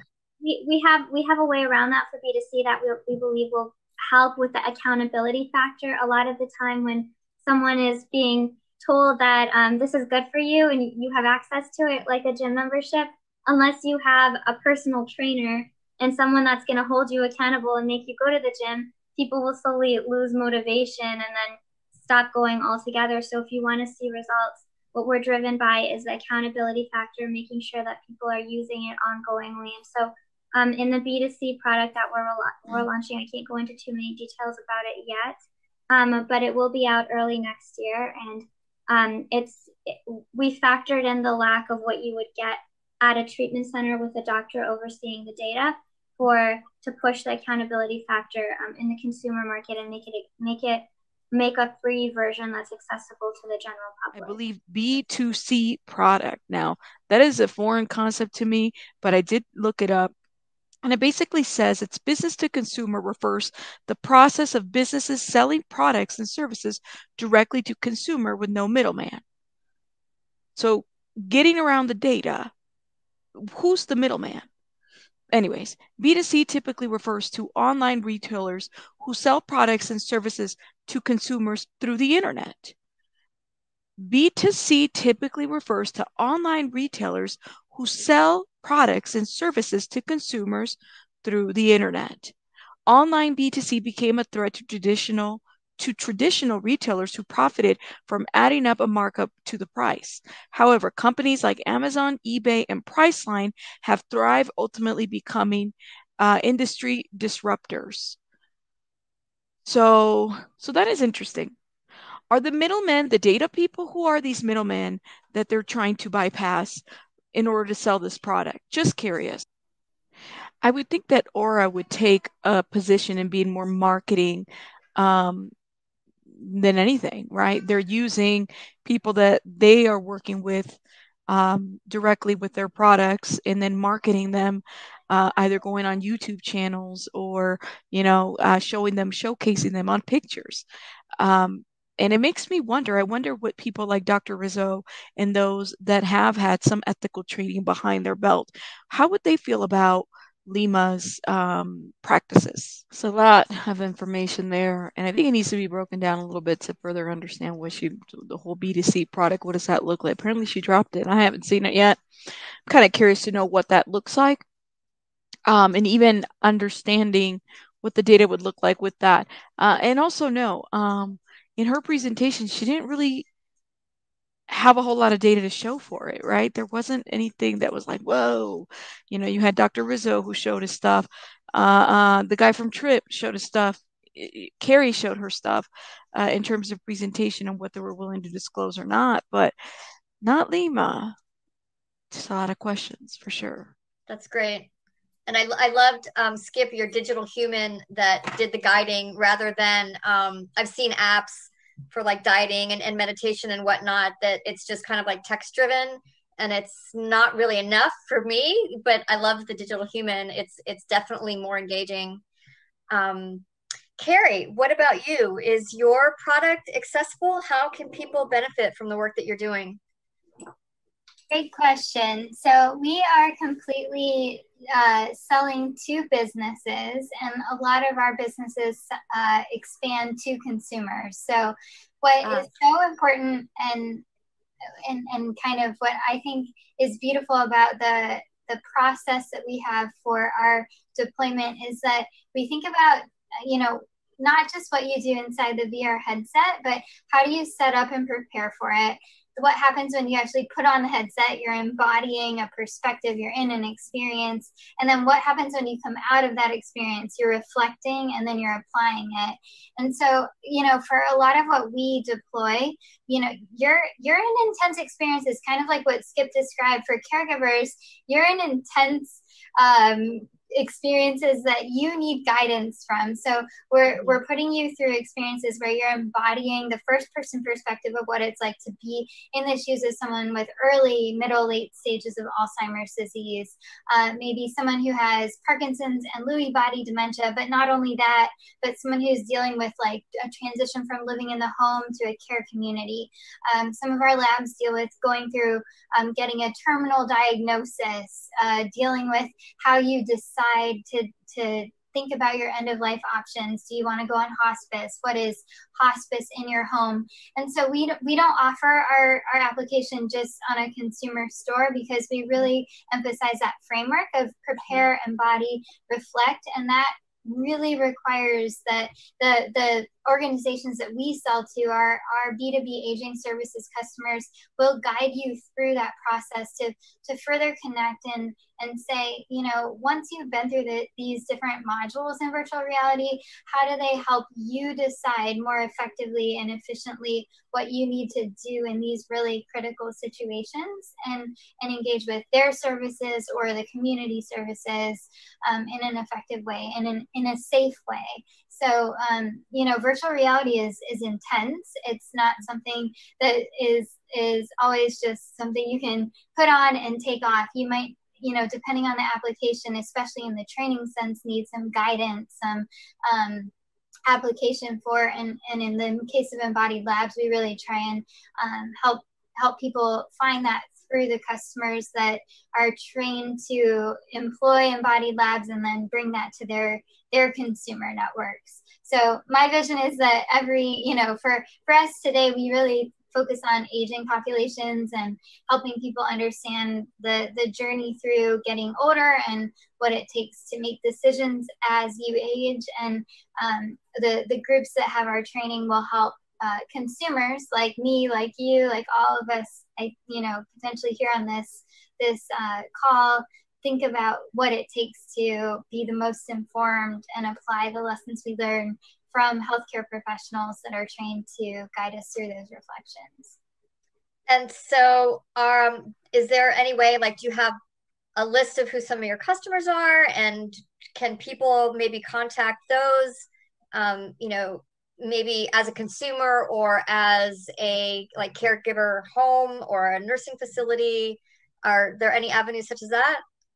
Yeah, we have definitely some customers that are very active, and our goal is to create kind of more of that map of direct, we're starting to expand to even like municipal governments that are training their offices on aging, area agencies on aging with embodied labs, senior living communities. So as we start to expand that, we can connect consumers to those different kinds of expert points of education, so to speak.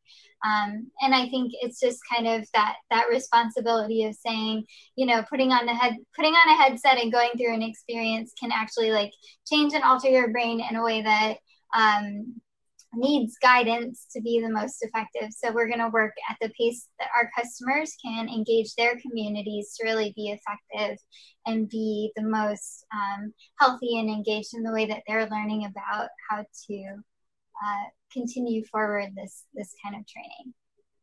I'm going to just thank you so much, Carrie, for that. And I'll connect with you to maybe get a couple of those contacts to include in our follow-up email. And then Skip, just real quickly, so the soldier story is being made available for private practitioners. I couldn't help but think of people in my life that I know have had sexual trauma early on in their life, and that how your work could help so many of those people. And also you talked about the frontline workers now during COVID. So is there any way for people other than soldiers to get access to your work through something, or is it just for the soldiers? Right now, the PTSD combat content, I feel pretty strongly about the level of the research and the science. The sexual trauma work, I hate to say it, but I think we really need to do a little bit more. This is only a pilot study of 11 people. We've got benefits, but if a clinician wanted to do this and they were really well vetted and capable in this type of trauma-focused exposure therapy, I'd be more than willing to sort out how we could get that to them, and they could be part of our research infrastructure. But with that particular therapy, I mean, we had to jump through so many hoops to get it approved. But now we can make a really strong case that we're not hurting people. Well, so far, that in the hands of a well-trained clinician, the risk is less. And so I wish I could just say, yeah, we have it, and you can go down to Walmart and pick it up or download it off of Amazon. But I don't think it's quite there yet. But I am open to collaboration with folks that would want to implement some of this. And, with the hospital stuff, that still is in development, so that's not ready. Okay. The mobile app that's coming along, I can recommend people. I want to point out how Dr. Rizzo talks about approval and hoops and needing well-trained clinicians for some of the things that they're wanting to address through the VR, through this virtual reality stuff, right? Especially when he talked about the sexual trauma work and how, there's additional work to have been to do in that in order to use such VR headsets. Now, when this little meeting thing happened, this was in 2020, right? So we're right dead set around COVID. I think it's important to point out how much Dr. Rizzo is stressing the fact that approvals are needed when it comes to using this type of technology, especially with sexual trauma work, especially in the sexual trauma work. As far as an online healthcare support agent, they can punch in Ask Ari, and that's more of a college student oriented sim coach, but it doesn't have a character. We had built a character modeled after Aristotle because we're using a computer generated voice, and it didn't jive very well with the appearance of this perky character that we had. So we went with the statue, and it worked perfect. But then it turned out that Aristotle had some pretty nasty writings about women and about slavery, and USC found out about it right before we we're going to unleash it on the site. And so we had to yank the character, but it's a voice and text and point and click. It's a multi-interface approach, and you can ask it pretty much any question about I'm having a problem sleeping, or I'm feeling lonely, or whatever, and it'll draw on a lot of resources that are available in the healthcare thing. But it does lack that connection. I hate to say it. I mean, you can have the best content in the world, just like most people in the old days, they go to Barnes and Noble and buy a self-help book, cure your depression in 7 days, and best of intentions, buy it. Most people read the preface or the first chapter maybe, and then it becomes shelfware, or a tool for curing insomnia because it's so boring. It's hard to make this stuff engaging, getting people to really engage in things that are going to change behavior and address long-standing psychological issues. It's really a challenge. And so I think the virtual human, if it can start to give people information about themselves in an easy way, like that's why we want to tap into the Fitbit and the Apple Watch and other wearable sensors, so that, and not be a nag. The character pops up automatically, 3 minutes. If you want to extend it, you click a button, go on. But to try to make it, you think about how you got along before, map programs, Google Maps. You had a Thomas guide, or you drew directions on a map to somebody telling you on the phone. Now you can't get along without it. You got to have that app to find your way around, new places.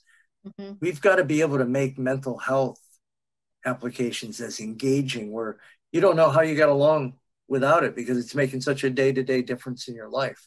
That's where I think the virtual companion, coach, guide, whatever, I think that is going to be the thing, and something that gives you insight into yourself, that, all privacy issues aside, it builds a model of who you are and can give you actionable information based on the 500 previous conversations you've had with it.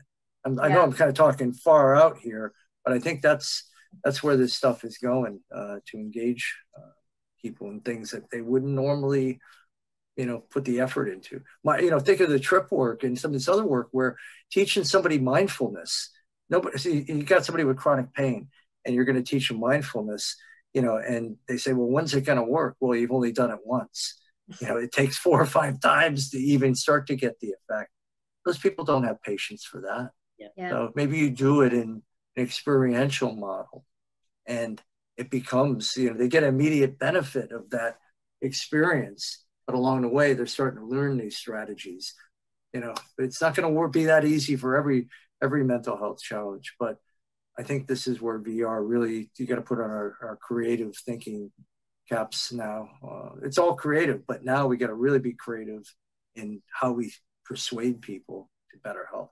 I want to just weigh in on that, Skip, building on what you said. I think that's so spot on. And this was actually probably the first time I had a chance to meet you, Skip, along with Nanea, but you had highlighted the power of technology to be this unbiased, neutral medium, right? And where folks would struggle, even with a really good relationship they might have with a therapist, to kind of be transparent. That's one thing that I think is super powerful, as you've pointed out in the past, of like this technology medium. And that's why, by the way, that when you look at Siri, when you look at Alexa, the data that is coming in, it's painful stuff. I mean, the things that people actually are sharing in volumes that we wouldn't expect are astronomical, of their levels of candid, anxiety and states of depression. So I just see that as a huge opportunity for us, right? To take experiences that are highly engaging, but then have, as Skip was saying, like this companion sort of coach component, And when we integrate them together, it becomes an extraordinary way to, very quickly impact people. Like, I think what's going to be interesting is as we study this, research-wise, when we look at that data, I think the efficacy that we're going to be able to drive, in the next few years is going to be astronomical. I agree with you. Absolutely. Totally. Really exciting.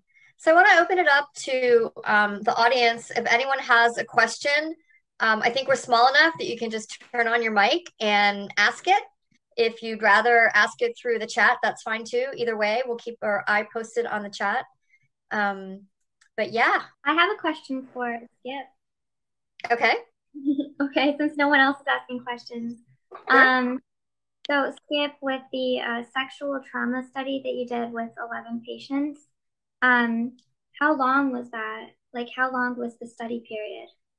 It was Now, I was excited when she said she had a question because, especially as it pertains to the whole sexual trauma work that Dr. Skip has done, because I really thought that she was going to seek to understand how to better her services and listen to Dr. Rizzo and then listen to her response, yet selling her product, right? As far as where they do the work and whatnot, versus really listening to the fact that, these are the studies, this is where it was done, this is how intense the sexual trauma work has been happening and what, like where it's been happening and whatnot. It makes me wonder if she truly understands trauma and how delicate of a topic it is that you're not listening to the research that this doctor is giving you. It was weekly sessions over a 10-session period. The study was actually conducted at Emory University with Barbara Rothbaum, who is, pretty much top of the heap in exposure therapy for sexual trauma, and it also in VR as well. I think, there were probably about six people that went 5 or 6 sessions, felt like they were getting better. They didn't have time, or for maybe whatever other reason, they didn't think they were getting a benefit and they dropped out. And so this is a real problem. I really think that when you're dealing with trauma, what the group in Florida did, where it's an intensive 3-week program, you actually fly to Orlando, stay in a hotel. Every morning you do the exposure therapy. In the afternoon, there's a mix of customized, what they call trauma management therapy, customized different therapies. That really showed strong benefits and had almost, minimal dropout rate. Certainly there's a motivational factor. Anybody who wanted to live in Orlando for 3 weeks has got to be motivated to get well. But I think we have to start looking at trauma as not just like a casual thing that we treat on week to week basis, especially for veterans who just don't want to have to come in every week, but really to do it more intensely, whether you do it in a long weekend retreat format with group social support that happens. It's almost like nobody wants to go through chemo, but you do it. It sucks, but you do it because you want to get better. Maybe it's got to be that same mentality with this. Now that puts up a big barrier because a lot of people aren't going to be able to take 4 days off.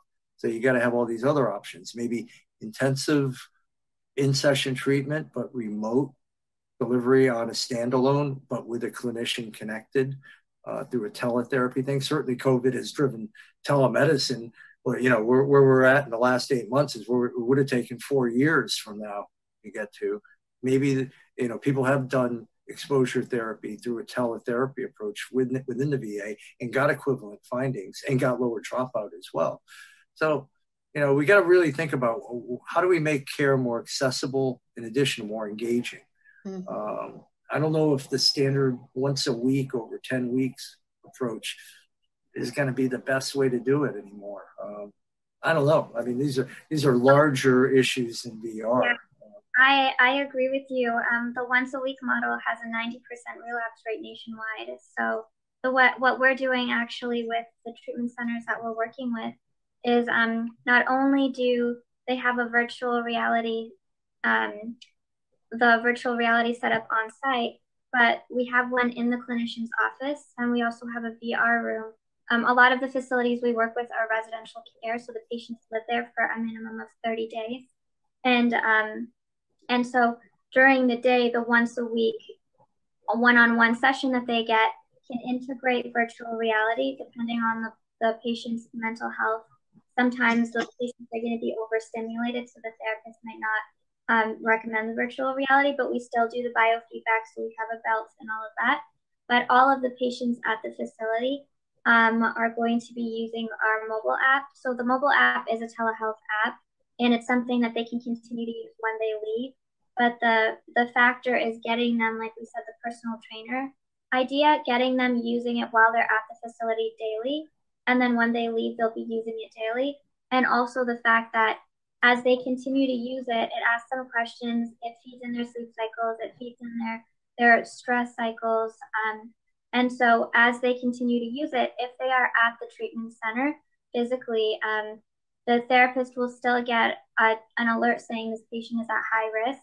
And so at present, there's a really big issue with patients leaving against medical advice. So they just leave early because they're anxious or they're stressed out or they've had enough, but you can't really predict it because they look like they're fine the whole time and then they're just gone. So to be able to have different methods of intervening, so the app does not monitors the patients, adds in additional information, and allows them to get one-on-one care. We also have a facility of 200 patients, so those patients don't receive one-on-one care. It's mostly group therapy.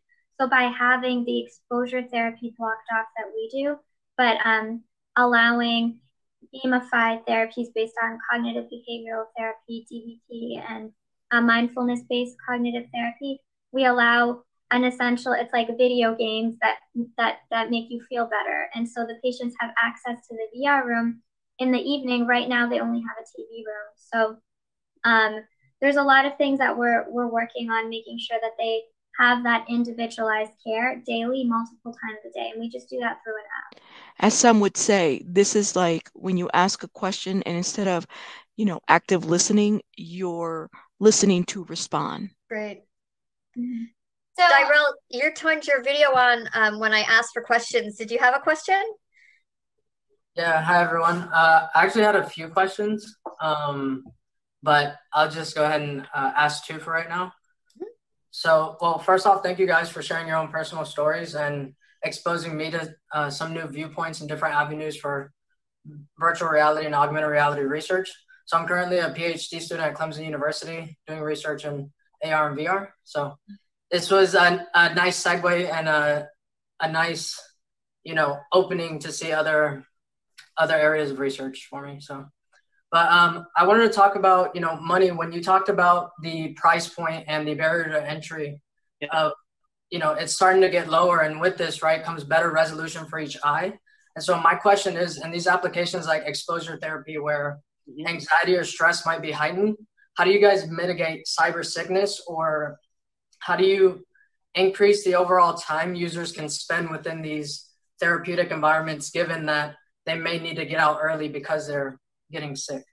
And then also real quick, just to follow up to that, I'm also wondering if you guys have ever observed directly if mental illnesses or like cognitive disabilities make users mask things like cyber sickness within VR that a normal user wouldn't usually. Those are, let me jump in. Those are really good questions. Daryl, it's Daryl, yeah? Daryl. Okay, wonderful. Yeah, I think from the TRIP standpoint, we've done a lot of work kind of from a design perspective in looking at research. We've got, kind of a little lab, in-house where we've used, high-end devices from Neurable to, a variety of others, looking at kind of, cognitive function, even when we're designing our core experiences, such as focus and calm. There's a whole design methodology looking at colors, looking at, the amount of kind of time spent. And so I feel really good about that. I mean, certainly we can continue to make, strides and get more granular in the measurement of data and people's experiences, right, through what we're offering and what others are offering. But I think, where we're at is we feel very good about having tuned our offering against a lot of the basic stuff, such as motion sickness. I think, when you're getting a little bit more, nuanced into, the optics, that's something that I think, we have a responsibility kind of in the industry, is we're taking leadership, all of us, Skip, Carrie, Lima, myself, others in it, looking ahead to kind of establish benchmarks and guidelines. I actually think the flip side, though, of what you pointed to is really, really fascinating, where, there's a company called Toby, and Toby has done a really good job in being able to leverage, measurement, an area of research, right, that continues to emerge around pupillometry. And so both with, there's a device maker, a VR device maker called Pico, and they have a particular device called the Pico Neo i2, and it incorporates Tobii software.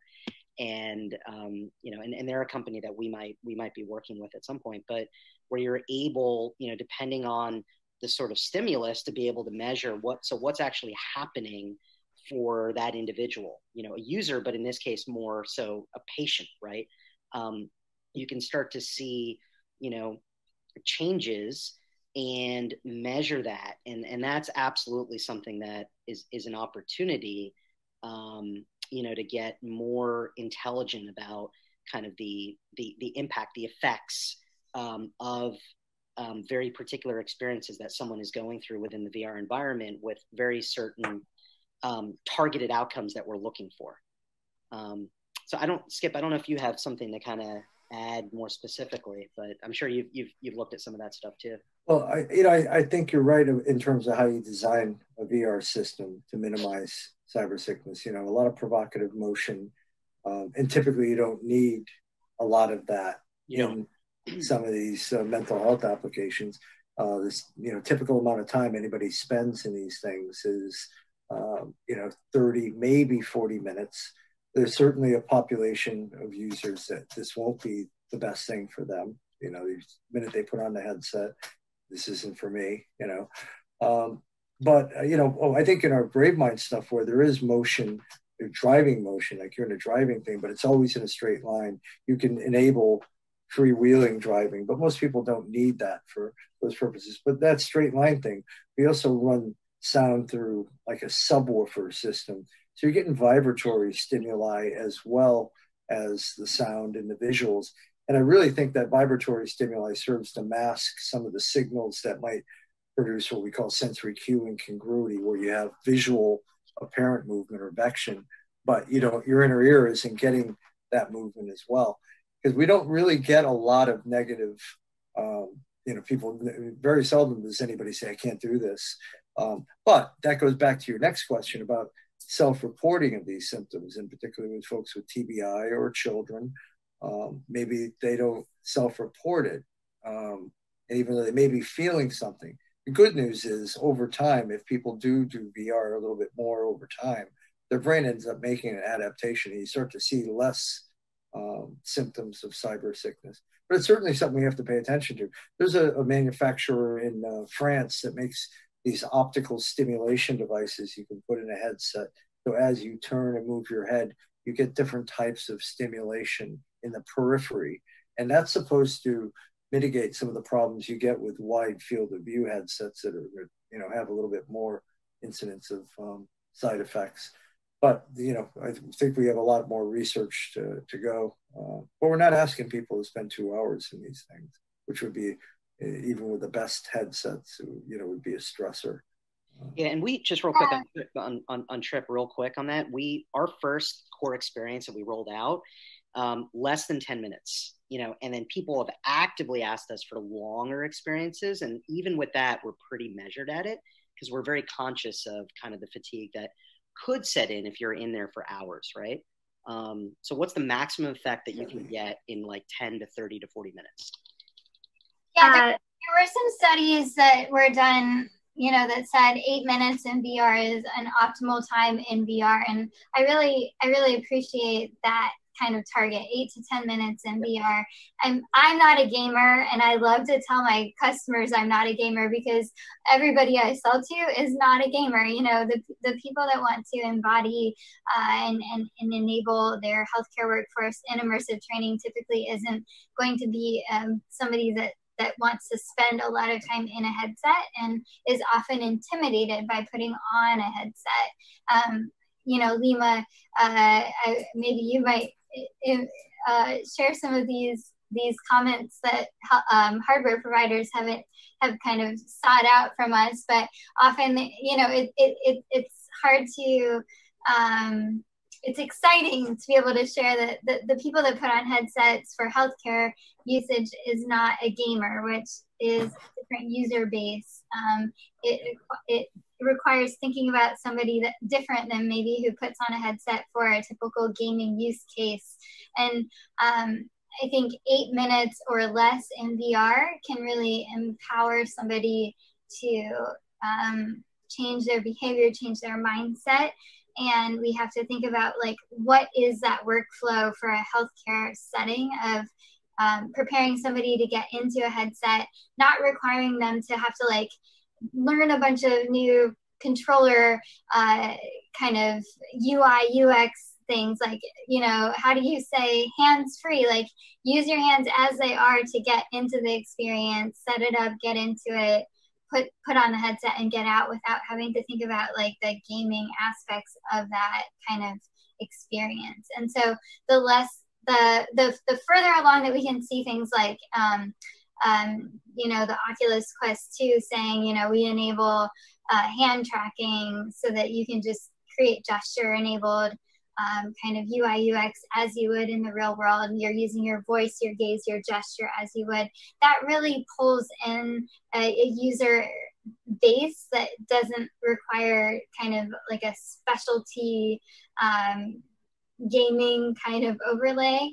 And I think it also will really say that we can be inclusive to people that want to use this technology in a way that says, like, you don't have to be in this for the technology, you're in it for the impact. So I think the more that, and part of what we do at Embodied Labs is we like ship turnkey solutions to people that say, you don't have to know a thing about virtual reality. We're going to ship this to you. It will literally have like color coded stickers and tell you what to click on to like start up an application and like overpower anything on your computer and just get started so that you can use the application and forget the virtual reality. And that's what people really want. Like, they just want to get into the immersive experience and get out of it as quickly as possible. Like, I don't want headset hair. Lima, I don't know how you feel about headset hair, but like, no one wants to like your forehead forever. That you, that was pretty on forever. So 8 minutes to make this imprint with the logo, and it's on your face for like 15 minutes after you take it off. So like watching someone else's makeup on your headset. Yeah, like, these are really important things that we have to think about if we're going to scale this technology. So for us, we've actually had people stay in the headset for more than just a little over 2 hours is I think the longest. I think that it's because of our target. So we have people of all ages that we use it with, but the motion sickness factor comes a lot from your body and your the movement not making sense. So kind of like when you're in a car and you're reading a book, and then your body sees stillness, but your eyes see stillness, but your body feels the motion. So that disconnect throws off the equilibrium, and then you get nauseous. The same thing happens in VR when you've got movement and your body feels stillness. So there are other ways that you can mitigate that, as Skip was saying. But for us, we kind of try to stay away from that. And that's how we've been pretty successful in terms of getting people to want to stay longer and not even really realize that. And it's also about taking away the realism of it. And so, for example, if you do have that motion and you blot out the sides of the headset, make them darker, so it's not so much 360, because your brain suddenly knows that this is not reality. It's just an image, kind of like watching a movie on a screen. all of a sudden you break that pattern of nausea. The other factor is to just take away the motion altogether. So most of our experiences, well, all of our experiences allow you to move in the environment. We don't move you, but in order for you to get to use more than just the 6 feet by 7 feet that you can walk around, we use teleportation because that's not something that we typically do yet in the real world. So, so what we do is we just, the controllers, so as Carrie was saying, simplicity is key, not making it too complicated. So the controllers that we use, we only use the trigger motion and the joystick. So you just point and you go where you want to go. And the fact that we don't teleport in real life, that movement doesn't make sense to our brain. There's that disconnect as well. And then the other factor a big factor for motion sickness is latency. So that's probably what we've seen the most in terms of motion sickness, is just an issue where something's wrong and it's the latency issues. Okay, thank you so much. I think that we've dwindled down enough that maybe it's time to close, and we will be sending out a follow-up email with everybody's contact information. So I know we had a lot of people also from the East Coast that had to drop off early and whatnot. And I know a lot more people were interested in this topic than actually made it to the event tonight. So did we record? We did record. We missed maybe the first couple minutes when I introed, but we have all the discussion. So yeah. Okay, great. So we will also be sending out a link to the people that weren't able to get here tonight, because I do think that this is something that a lot of people are interested in. And again, I love the work you guys are doing. It's so impactful and it's so important. And I'm really glad that we had an opportunity for you to share your work with our audience tonight. So thank you all for saying yes. Thank you all for being here. Daniel, it's good to see you. Daniel's background has been very distracting this evening. He's an artist. Daniel is an artist, so I'm sure you painted your background. Am I correct? Yeah. Daniel's spoken before in one of our early events last year. I think it was our second or third event. Yeah, or do another one. So Daniel, hopefully another art event. Yeah. Yeah, I mean, this is our 12th event. We've been doing this for 2 years now, and next year is going to be no different. We look forward to hearing something from us probably like mid-December on the holidays. We'll tell you a little more about what's coming next, as well as we have a bunch of kind of stockpiled content of the video of the last 3 or 4 of these events that we're working on to get up and accessible. So look forward for some video refresh of our events during the holidays. All right, guys, let me know your thoughts in the comments about this whole thing. Just let me know what y'all think about this whole VR thing and the breakdown. Some of you guys were asking me where I got this. A little rabbit sent it to me. And yeah, that's as much as I'm going to say about that. Shout out to everybody and shout out to you. And of course, make sure you check the description box for further information about breakdowns on Lima.